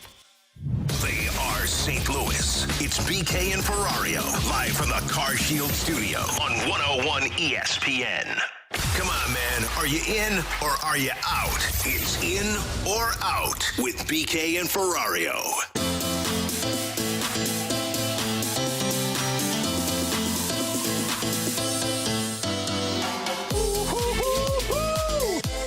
Last time I get to do that for 2 weeks, T-Bone. You're going to miss it? You can do it at Disney World. You want me to send in a recording of it for you guys? I honestly, I'm looking forward to potentially taking a picture with, like, Simba or something, and I'm going to send it to BK and let him know, like... I like it. I saw a lion roar today just to see. I think that might be why he didn't come in. I don't think he's sick. I think I upset him on Friday. You get, like... It's not Simba that holds up. What's the monkey's name? Rafiki? Rafiki. You see if he holds me up? No. See if he'd hold up like Emma. That'd be great, actually. Yeah, I probably will. They'll do that at Disney World, right? Sure. In or out, you can send us your scenarios to the Air Comfort Service text line, 314-399-9646. You can also send them to our YouTube channel, 101 ESPN STL, our chat, and our studio cams brought to you by Air Alliance Team. Guys, in or out, the Blues extend their win streak to at least 8 wins. So, for context, they're at 5. 6 will be Tuesday if they beat Columbus, and then they come out of the break against Buffalo and Montreal on the road. Buffalo and Montreal. And then they take on Toronto, Edmonton, and Nashville if you think they can get to 11 wins. Ah, man. God, if Edmonton still has a win streak by the time that the Blues play against them, dude, that would be awesome. True. You know what the hell? I'll say I'm in. YOLO. I actually think that the break is coming at the worst time for the Blues because they're playing well. But I'll buy in. Like, they should be able to beat Columbus, even though they'll be on the road in Buffalo. Buffalo stinks, and Montreal is not very good. So they should be able to beat both those teams. Toronto will be a different story when they're on the road there, but I'll buy in. I'm starting to believe in the team a little bit, even though I don't think it's sustainable, but I'll say I'm in on this one. Have to go with the gut, and it's not really a reflection of the world beaters. I did not think Bradford was going to be negative today. That are Buffalo and Montreal, Alex, but rather you're going to take care of business tomorrow versus Columbus at home. With that respite, there's a certain unpredictability. You're coming back, you're going on the road, so somewhere along the way before the 8th spot there, whether it's against the Sabres or the Canadiens, to me the odds just say you have to be out here. I think it's going to be 11 straight, and then they'll surpass what the Blues did in 2019 and go for 12 straight, and then they'll win a Stanley Cup. And all of you will be laughing at me all the way home. Yeah, when you're wrong. Yeah. T-Bone, what do you got, in or out? Guys, in or out? Jordan Binnington can get the Blues past the second round of the Stanley Cup playoffs. Rocchio was surprised when I said this earlier because Rocchio was like, who do you think the Blues could realistically beat in the playoffs? And before he could even think, I said Colorado. He said, really? I said, yeah, Colorado does not have a goaltender. So conference finals. Yeah. Past the second round. Okay. Yeah, past the second round. Oh. So let's just go down the path. Playoffs started today. You'd be taking on the Colorado Avalanche in the first round of the playoffs. I think you beat Colorado. I think you have the better goaltender, and I understand that they've got a better offense, but we've just seen that the Blues have to get the bounces, and if their goaltender stands on their head, you can win that one. The question will be the next round. If you get Winnipeg, boy, Winnipeg has given you some hurt this season, so I don't know. Do you get Vancouver? You've beaten Vancouver twice this season already. I don't know. It would have to be a miraculous run for him to carry you into a conference final. But I would say in because I think your goaltender has the ability to rob a series or two for you. I'll say in partially due to semantics. I believe, Tanner, you said can or could, right? And Jordan Binnington has absolutely displayed a knack for coming up big and being prolific in the most crucial opportunities there in the schedule. So absolutely, if and when the Blues are able to qualify for the postseason, could Binnington lead them all the way back to the conference finals? One of the biggest things, if you have that goaltender, you can ride to the promised land or close to it. So you hope absolutely Binnington gives you that chance. I would say could he? Yes, but I don't think he can. I would say him out, and it's not against Jordan Binnington. It's the team in front of him. It's just the team in front of him. And I'm starting. I said it just a second ago. I'm starting to believe in this team a little bit, but all their numbers tell the story of they should not be playing this well. Right. Because, as we mentioned, they're like bottom 5 in every advanced statistic. And look, you can take those if you want. I think they kind of tell the story of how a season goes and how a game goes. And the story right now, when you peek under the hood, says this team shouldn't be playing the way they are. But if they do get in, I think Bennington can steal a series, but I think asking him to steal more than one is going to be too difficult, so I would say I'm out. So my mistake on this. So if the playoffs were to start today, you're the second place wildcard team because LA's got one game in hand on you. You would be taking on Vancouver. I think I would still give the Blues the edge because of their goaltender, but Vancouver is a lot tougher of a team. But that would probably play into my scenario more. If you could beat Vancouver because of your goaltender, boy, you'd have some confidence. And let's say Colorado beats the LA Kings, you'd be taking on Colorado in the second round. I think the teams that are going to be difficult for you to overcome, to me, would be the Winnipeg Jets. But when you come out of the break, playoff teams actually show their true colors, and that's where you're really going to have to find out what the Blues look like. Brantford, what do you got for in or out? This one is twofold to the gridiron. So, A, in or out, Baltimore captures the AFC North next season, and B, the Ravens advance deeper into the postseason than the Bengals. So the Ravens go further into the playoffs than the Bengals next Essentially. season. Yeah. I'm going to say I'm out on this. I think no matter what, Baltimore is going to have to go through a tough opponent in the AFC to come out of the AFC as the champions. And I think Cincinnati has shown the ability to do that because of Joe Burrow. I don't think Lamar Jackson has shown the ability to do that. If I were to place a wager, I would say Cincinnati gets further in the playoffs than Baltimore does under both their regimes as their quarterbacks. This one's tough because, like, Cincinnati's losing one of their wideouts to free agency. You know it, and that defense stunk. I'm gonna say out. I think it would be. I believe in Cincinnati more, and Burrow's proven it in the playoffs, and Lamar just raises questions for me.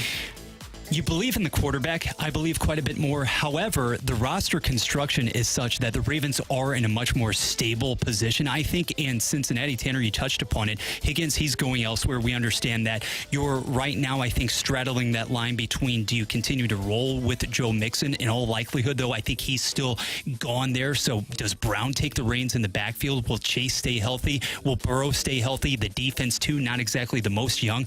Baltimore altogether is more stable.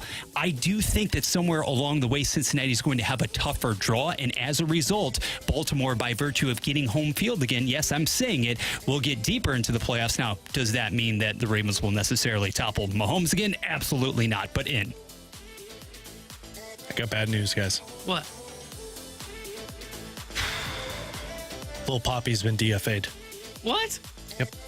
Cardinals just tweeted out that they have claimed first baseman and outfielder Alfonso Rivas off of waivers from the Angels, which means Lil Poppy has been DFA'd. The illustrious tenure. Man, nothing like another corner infield. Now Lil Poppy's about to go to the Boston Red Sox and get an opportunity as an everyday DH and carry his team to multiple World Series. So watch out for that. But yeah, what is this? In or out? The Cardinals just love having as many corner outfielders as possible and not know what to do with them. They definitely love people that can play at a corner, right? It's a 40-man roster move, right? Because you're DFAing them and you're putting this guy on the roster. So essentially what you're saying is, cool, this guy could potentially play more than Moises Gomez this upcoming season. So who knows? I mean, I don't understand this move, but like he can play a little bit of outfield, plays primarily first base. He's hit 243 in his career, has a 673 OPS in his career. Most games he ever played was 2022 at the Cubs, where he played in 101 games. Doesn't hit for a ton of power. Doesn't have pop. Yeah, I guess it's just a depth move for if there's an injury at first base. I mean, what's interesting about this move would be if, maybe you're looking at moving to Burleson. Yeah. Because Burleson's probably your backup first baseman, backup corner outfielder. This guy's proven to be a guy that can play at the major leagues somewhat. I mean, 13% below league average that's fine. I mean, that's an okay guy at the plate. What I'm curious to know is like what his defensive metrics say. And look, I don't think defensive metrics are the best thing in the world, but doubt it. I mean, Burley's probably the backup first baseman right along with Matt Carpenter.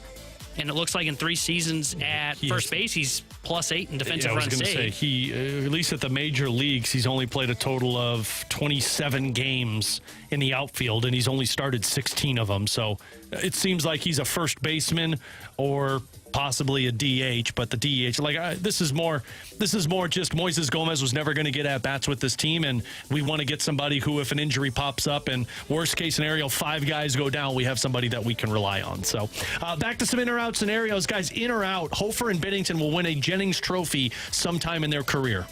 Jennings Trophy, for people that don't know, it's the best goaltending tandem in the National Hockey League. For reference, Brian Elliott and Yaroslav Halak won it. Want to say that was 2016 season? 17? I'm not mistaken, or 15-16? Yeah, that might have been. Yeah, it might have been the 15-16 season. Brian Elliott had a 207 goals against and a 930 save percentage. Jesus, he was so good that people forget about. Yaroslav Halak that year had, it was 2013-2014. So Halak had a 917 save percentage. Brian Elliott had a 922 save percentage. Right now, you got like a 909 and a 907 save percentage between the two. I'll say I'm out for now, and the reason for it is, again, what I've been saying. Defensively, I don't think they've fixed their defensive issues, and that team was pretty good defensively. You're going to have a good defense in front of those guys, and then they're going to have to make the saves as well. So right now, I just don't think they have the defensive core there, though it is playing better, and to the defensive core's credit, I just don't know if they've got the defense in front of them to help get them there, because it's not just them that gets them there. Those two, A, have to play well, but B, the defense has to be really good in front of them. So for now, I'm out, but I can see where if Army makes a couple moves this offseason, I would hear more of the conversation, because those two are playing really well, as we just talked about. You're exactly right, and it is in large part due to the core in front of you. And Alex, correct me if I'm wrong here, as far as that tandem back in the day, per se, with Elliott as well as Halak, structurally speaking, you had a much different system in place, and that will certainly reflect in the numbers. Yeah, that was Ken Hitchcock, obviously, who's a defensive-minded coach, but at the time, your defensemen were Alex Pietrangelo, Kevin Shattenkirk, Jay Bouwmeester, Barrett Jackman, Roman Polak, and Ian Cole, with Jordan Leopold and Carlo Koliakovo. So, your top 4 was Shattenkirk, Pietrangelo, Bouwmeester, and Barrett Jackman. So, it comes down to the structure in front of him. I'm going to say in on this one, though, because I do think they could win it within the next couple of years.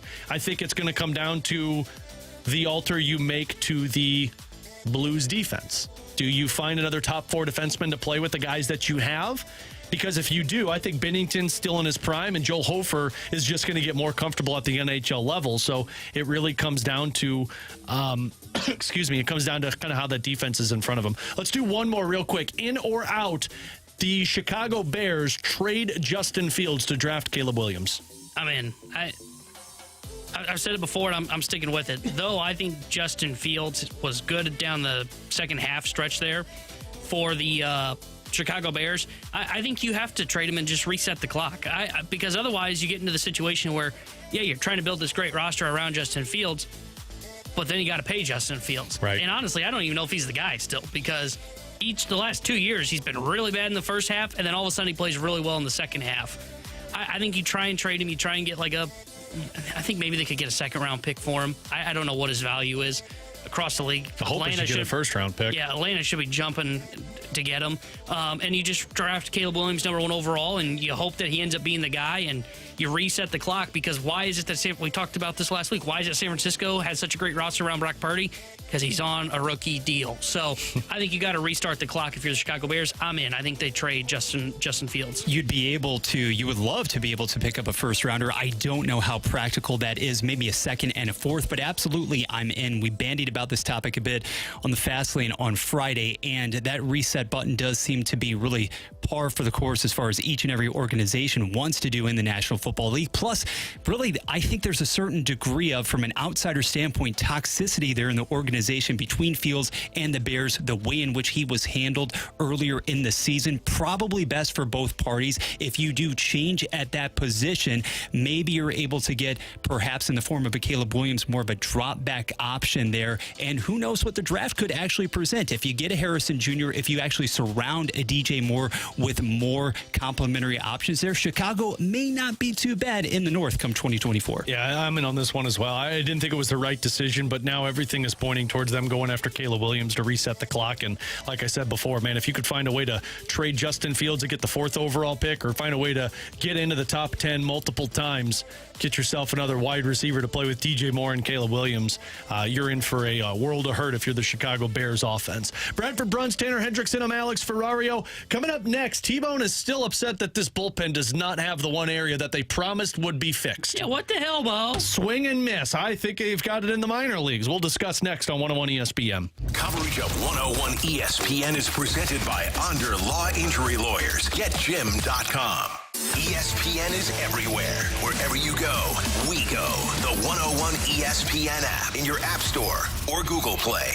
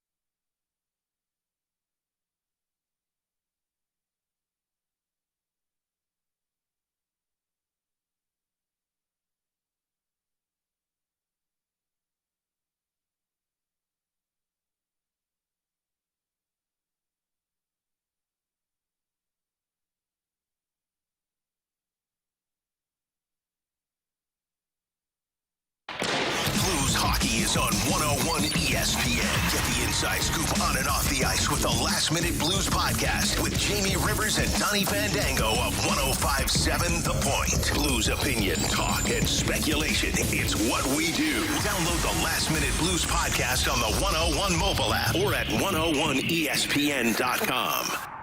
101 ESPN Sports Center. Blues winding it down before the break. I'm Bradford Bruns with your SportsCenter update, driven by Johnny Londoff Chevrolet and Johnny Londoff Autoplex. Riding a season-best 5-game winning streak, St. Louis has one more opponent to conquer before the All-Star break. Columbus in town tomorrow for a 7 p.m. puck drop on 101 ESPN, with pregame unfolding 1 hour earlier. Baseball, the Cardinals confirmed that they have claimed first baseman outfielder Alfonso Rivas off waivers courtesy of the Angels in a parallel roster move. Moises Gomez, designated for assignment. Division rival Chicago scooped up reliever Hector Neris over the weekend. The SportsCenter update was driven by Johnny Londoff. Find new roads and shop 24/7 at Londoff.com and LondoffAutoplex.com. Are you kidding me?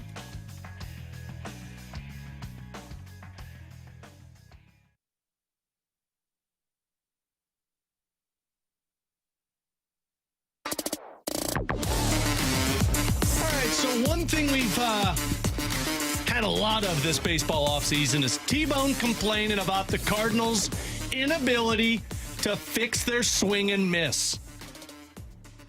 But T-Bone, they went out there and made the trade for the Tampa Bay Rays reliever. Yeah, what's his name? No idea. Andrew? Rich, come on. Yeah, remember that. He's going to be a big part of the bullpen. Yeah, sure. Kits. I'll be real excited about that. They went out there and claimed somebody off of the 40-man the 40-man, the Rule 5 draft, and they brought in a couple of waiver claims, T-Bone. So I don't understand what your disappointment is in the Cardinals in terms of swing and miss stuff. They've brought a ton in. It's just right now in the minor leagues. Yeah, my biggest issue with their bullpen right now, and look, I think there is some truth to that, what you said. They have brought in arms that have swing and miss. Problem is, a lot of them aren't proven at the major league level. Problem is, a lot of them have had swing and miss in like 500 games in the minors. Exactly. And look, you need some of those guys. You ever heard of the name Ryan Thompson before? No. Yeah, well, he's not a Cardinal. He's on the Diamondbacks. His and he brother, was great Zach Thompson. No, he was fantastic this postseason for the Arizona Diamondbacks. When did they get him? August 19th on a minor league deal from the Tampa Bay Rays, who DFA'd him after he failed there. That's important. These are the kind of arms that they've brought in so far, and he's not a Cardinal, but I'm using him as my point here. A lot of arms that are brought in that you don't really know of are sometimes the ones that end up having major success in the playoffs. There's always one name that ends up sticking out in a bullpen that you never heard of, and he came in late. Like, remember when they acquired JoJo Romero for Edmundo Sosa? Yeah. Who would have thought 2 years later, here we are looking at him as like, hey, he could be the eighth inning guy. Yeah. So bullpen arms are always a shot in the dark. There's very few that are like lock in step of this guy is going to be awesome this year. And I think they've gotten a lot of those guys that they've brought in. You mentioned the Rule 5 pick. I think Kittredge falls more into the category of like legitimate arm, not as much a shot in the dark. They just signed this guy. Back into the bullpen arm. They just signed the guy that was a minor leaguer in Houston. They've got a bunch of arms that are interesting so far this offseason that they've brought in.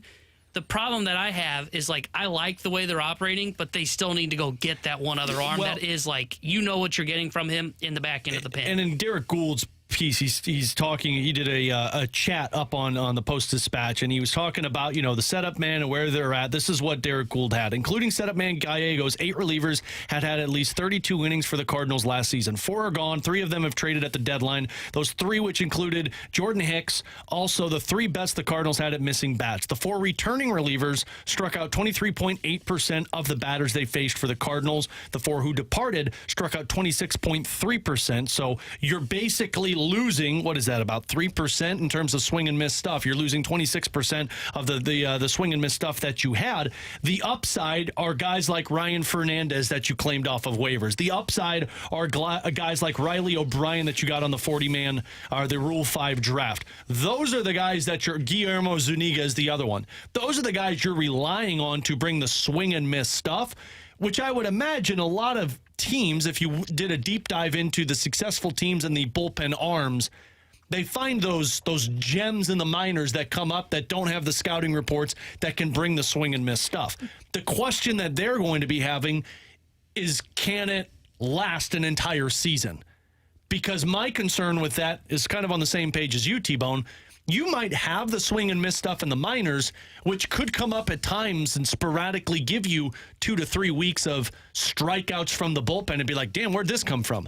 But can all of that last for the longevity of the season? And honestly, I don't even know if I really care if it lasts the longevity of the season. Why? Because I'm looking for a guy that's going to come in that time frame that they're bringing him in. And if it works for 2 weeks, it works for 2 weeks. And if a lot of these guys end up circling out, then you know what you do? You go and acquire a bullpen arm at the deadline. Yeah. The thing that they were looking for was that shuttle between Memphis and St. Louis. They didn't really have that last year. Like, they didn't have a bullpen arm that you could go to. Like, when they were going to James Nail, it was pretty telling there was an issue with the bullpen depth in the minor leagues. Right. No offense, James Nail, but there's a reason he's not in the major leagues. I like what they've done so far. I agree with BK in terms of I like the way they've approached the offseason with the bullpen. The thing they've got to do to add that cherry on top to really solidify this as, okay, I can see what they're doing, and I really like this bullpen going into opening day. They got to go out and get that guy on a major league deal that comes in and you say, all right, I've heard of him. It's like probably $2 to $5 million that they're going to spend. I know that guy's going to slot in probably around that 6th, 7th inning role, but I know what I'm getting from him. And that, by the same token, Tanner, is the thing about which I am the most suspect or suspicious, because entering opening day, I just don't know if that extra piece is going to be in place. The upside to this sort of arrangement, it's undeniable. And in a perfect world, I think at the very back end of your bullpen, you're going to be leaning on, obviously, guys, the talents like Kittredge and Helsley. This, though, is why I think it's so imperative to be able to solidify the picture, as you had stated that much earlier, because the most dynamic arm in your bullpen, hands down, is Ryan Helsley. Well, Ryan Helsley's not the sort of guy who's going to be able to go out there for you, answer the proverbial bell every single day, which illuminates your need for more stability there. It's nice to have all of these flyers. It's nice to have guys right now in the minor leagues with the ability to ramp it up to 96, 98, who have been great as far as strikeout stuff previously in the big leagues. But you need more stability there, so much so that maybe down the line, as the bullpen kind of evolves during the season, a guy like Gallegos, he has been solid for you over the past few years, but if you have an opportunity to maybe put him into games, insert him a little earlier, maybe you're not leaning as much later in the season, wearing him out in the 7th, 8th, etc. You know what you need to do. If that's the biggest flaw of this team going into the deadline, if there was one area that you'd tell me, like, hey, what's the most confident you are in terms of John Mozeliak fixing it for the team, it would be finding swing and miss stuff for your bullpen. Like, if that's where you're trying to fill the gap in terms of, well, you maybe not have updated that as well as you needed to in the offseason, and that's probably where you're weakest, I could trust the Cardinals finding a way to acquire that type of player. The problem is we feel like they're missing not only the swing and miss stuff there, but the swing and miss stuff in your rotation. And that's two massive holes that it feels like you're trying to accomplish and cover up for. Yeah, that's why, like, early on, I don't have an issue going with this approach of just, like, taking a shot in the dark, see if one of these bullpen arms on a minor league deal work out. But if they all kind of start to fall apart and they don't end up working, all of a sudden it is, okay, A, where's our depth? B, we were relying on at least probably one or two of these guys to be middle relievers for us. Now they're all of a sudden becomes an underbelly to the bullpen. And that's assuming that you get a bounce back from Kittredge, who's coming off of the elbow injury, but he returned to Tampa Bay and pitched well. Giovanni Gallegos coming off a down year. Do you trust in what Jojo Romero's got? You mentioned Ryan Helsley, and he dealt with some injuries last year. So, like, the bullpen, and yes, it is a very volatile area in baseball, is a Major League Baseball bullpen. You sounded like Mo there. It is, though. It is. Mo's right. I think you still need to find some more certainty. I think you got to bring in at least one arm that can really help you, because you're right. If these minor league deals don't work out, you can go find a couple of those guys at the trade deadline, right. or hell, you could get some of them off of waivers in season. I mentioned this Ryan Thompson guy because, you know, he was a guy that got DFA'd by the Tampa Bay Rays. What happens? The Arizona Diamondbacks pick him up, and he's fantastic in the playoffs for him. Those are the kind of moves you've got to make throughout a season for a bullpen. Alex, let me pose this to you. You want to be bullish on a Steven Matz, and if indeed Steven Matz pans out for you at the beginning of the season and is consistent, that pushes one Zach Thompson into an undefined role. Given some of the uncertainty to follow the guys immediately leaving the game, the starters, in any way are you persuaded them to maybe have a Thompson in a swing sort of role as far as being in the pen, even though by all accounts this organization wants to condition him yet as a starter? I mean, I get why you're trying to condition him as a starter. I think that was beneficial for you. But to me, like, I look at Zach Thompson's numbers, and I'm pulling this up on Baseball Reference now that while we're talking about it, like, if you look at his numbers in terms of being a bullpen guy, he was almost as dominant as you can ask for. Now, the swing and miss might not have been there. So from March 30th until August 3rd, out of the bullpen, maybe not so much, 4.76 ERA with 21 strikeouts. So that's the thing. I don't know who Thompson is. I don't know who Liberatore is. If you're telling me Steven Matz is my bullpen guy, I could see where that provides a little bit more swing and miss stuff. But I just feel like you got a ton of guys right now that you still don't know who they are. And that's to T-Bone's point. Like, you've got way too much uncertainty with your bullpen rather than certainty. And I think that's an area that you need more certainty in if you're John Mozeliak. So feeling comfortable with whoever you're going with. Yeah, I think real quick on Libby and Thompson, I think their hope is that they're stretched out. And they're those swing guys in the bullpen. They serve in that role. Martinez, the Seth Lugos. like a Nick Martinez who can be a starter if you need him to, but is stretched out in the pen. Yeah. Then maybe he can go like 3 innings at a time until you need him because of an injury. I think that's the role. And that's probably why you didn't spend money on those guys when we talked about getting the 5th starter. You feel like that's who you've gotten 2 of those, Liberatore and Zach Thompson. We'll rewind it next here on 101 ESPN. NBA is on ESPN Thursday night. Celtics and Lakers. Pre-game at 6, tip-off at 6:30. Your home for the NBA is 101 ESPN.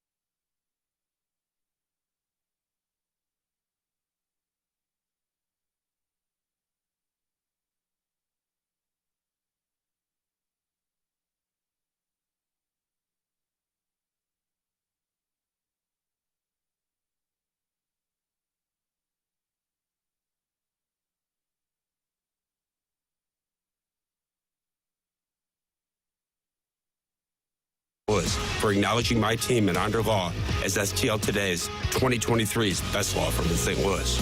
As always, we will continue our mission to hold companies accountable, change the way they do business, and make St. Louis a safer place. When you're injured, you need the best. Call Onder Law at 314 or 618-9000000. We've got your chance to win free tickets to Hardy Friday night, May 31st at Hollywood Casino Amphitheater. Get all the ticket info and get entered to win those free tickets for Hardy right now, either at 101ESPN.com or on your 101 mobile app. We're right back to more of it. It's BK and Ferrario, live from the Car Shield studio on 101 ESPN. Let's run it back with the Daily Rewind on BK and Ferrario. Brought to you by Gloria Loom, your home sold guaranteed realty. Selling your home begins at GloriaHasTheBuyers.com.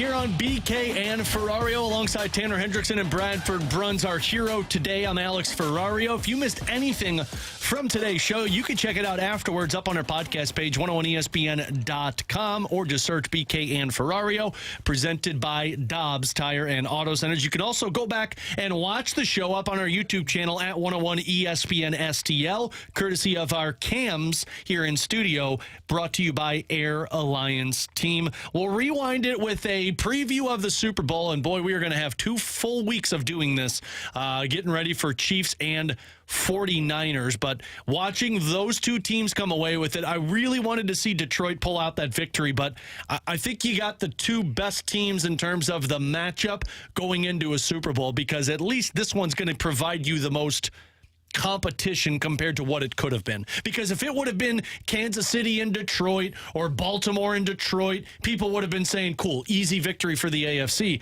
I'm not sure if people feel that same way with this AFC-NFC matchup. Yeah, I think you're right. I think it probably was the best matchup we could have gotten. I think the funnest would have been the Lions getting there. I think absolutely. You're 100% right on that. I think early on right now, I'm going to take the Chiefs, and maybe my opinion will change as we got 2 weeks to build up to this one. But the way Mahomes is playing, man, we talked about it earlier in the show. This is the most impressive run he's been on, and it's not even his numbers that he's putting it up. He's just picking apart defenses. He doesn't have a great surrounding cast with him outside of Travis Kelce, and yet here they are in a down year again in back-to-back Super Bowls, are looking to win back-to-back. It's impressive. I respect Kyle Shanahan and the job that he has done a great deal. Having said that, you give Andy Reid, Patrick Mahomes, and Steve Spagnuolo 2 weeks to prepare for a game like this, even against a vaunted offense like San Francisco. I like my chances right now if I'm a Kansas City supporter. And keep in mind, it also helps them insofar as you have even more time now for the likes of Pacheco, Edwards, different dinged-up guys in the secondary to get a bit more healthy. Kansas City is going to be playing faster in all likelihood on defense, and that's what they're going to have to do to be able to corral Samuel and company. How long does that loss float over Dan Campbell? All year. I loved what he said yesterday, where he said this may have been our only chance to get there, and I think he's 100% right. I think so, man. It is so hard. I mean, there's a reason you only see a Mahomes get there so often, or as much as he does. Yeah. I mean, hell, Kyle Shanahan's gone through 2 quarterbacks. But you got a lot of rookie contracts on that team, though. But we've seen how quickly it can change, man. I thought the Rams would be going through like a bit of a run themselves, and they quickly fell on their face. In that division alone, you could be chasing Green Bay as soon as next season. Yeah, Green Bay's got their quarterback in place. If Caleb Williams is everything that he's hyped up to be, I mean, then Chicago's got their guy. Who knows? And I think the biggest thing, though, he was right on was that they had like the element of surprise this year. Yeah. To where it was, oh, look, it's a lot. That's cute. They're on a fun little story. And all of a sudden, boom, here they come and punch you in the face. You don't have that element. And because you were so successful, you're going to have a tougher schedule next season, which is going to make life a little bit more difficult for Dan Campbell. So that is going to do it for us. Again, you can check it out up on our podcast page afterwards. I am going to be out until the Blues are back in action. Grant's going to have pregame for you tomorrow. BK will be back tomorrow. Appreciate Bradford stepping in. Great job by T-Bone. Fastlane comes your way next year on BK and Ferrario.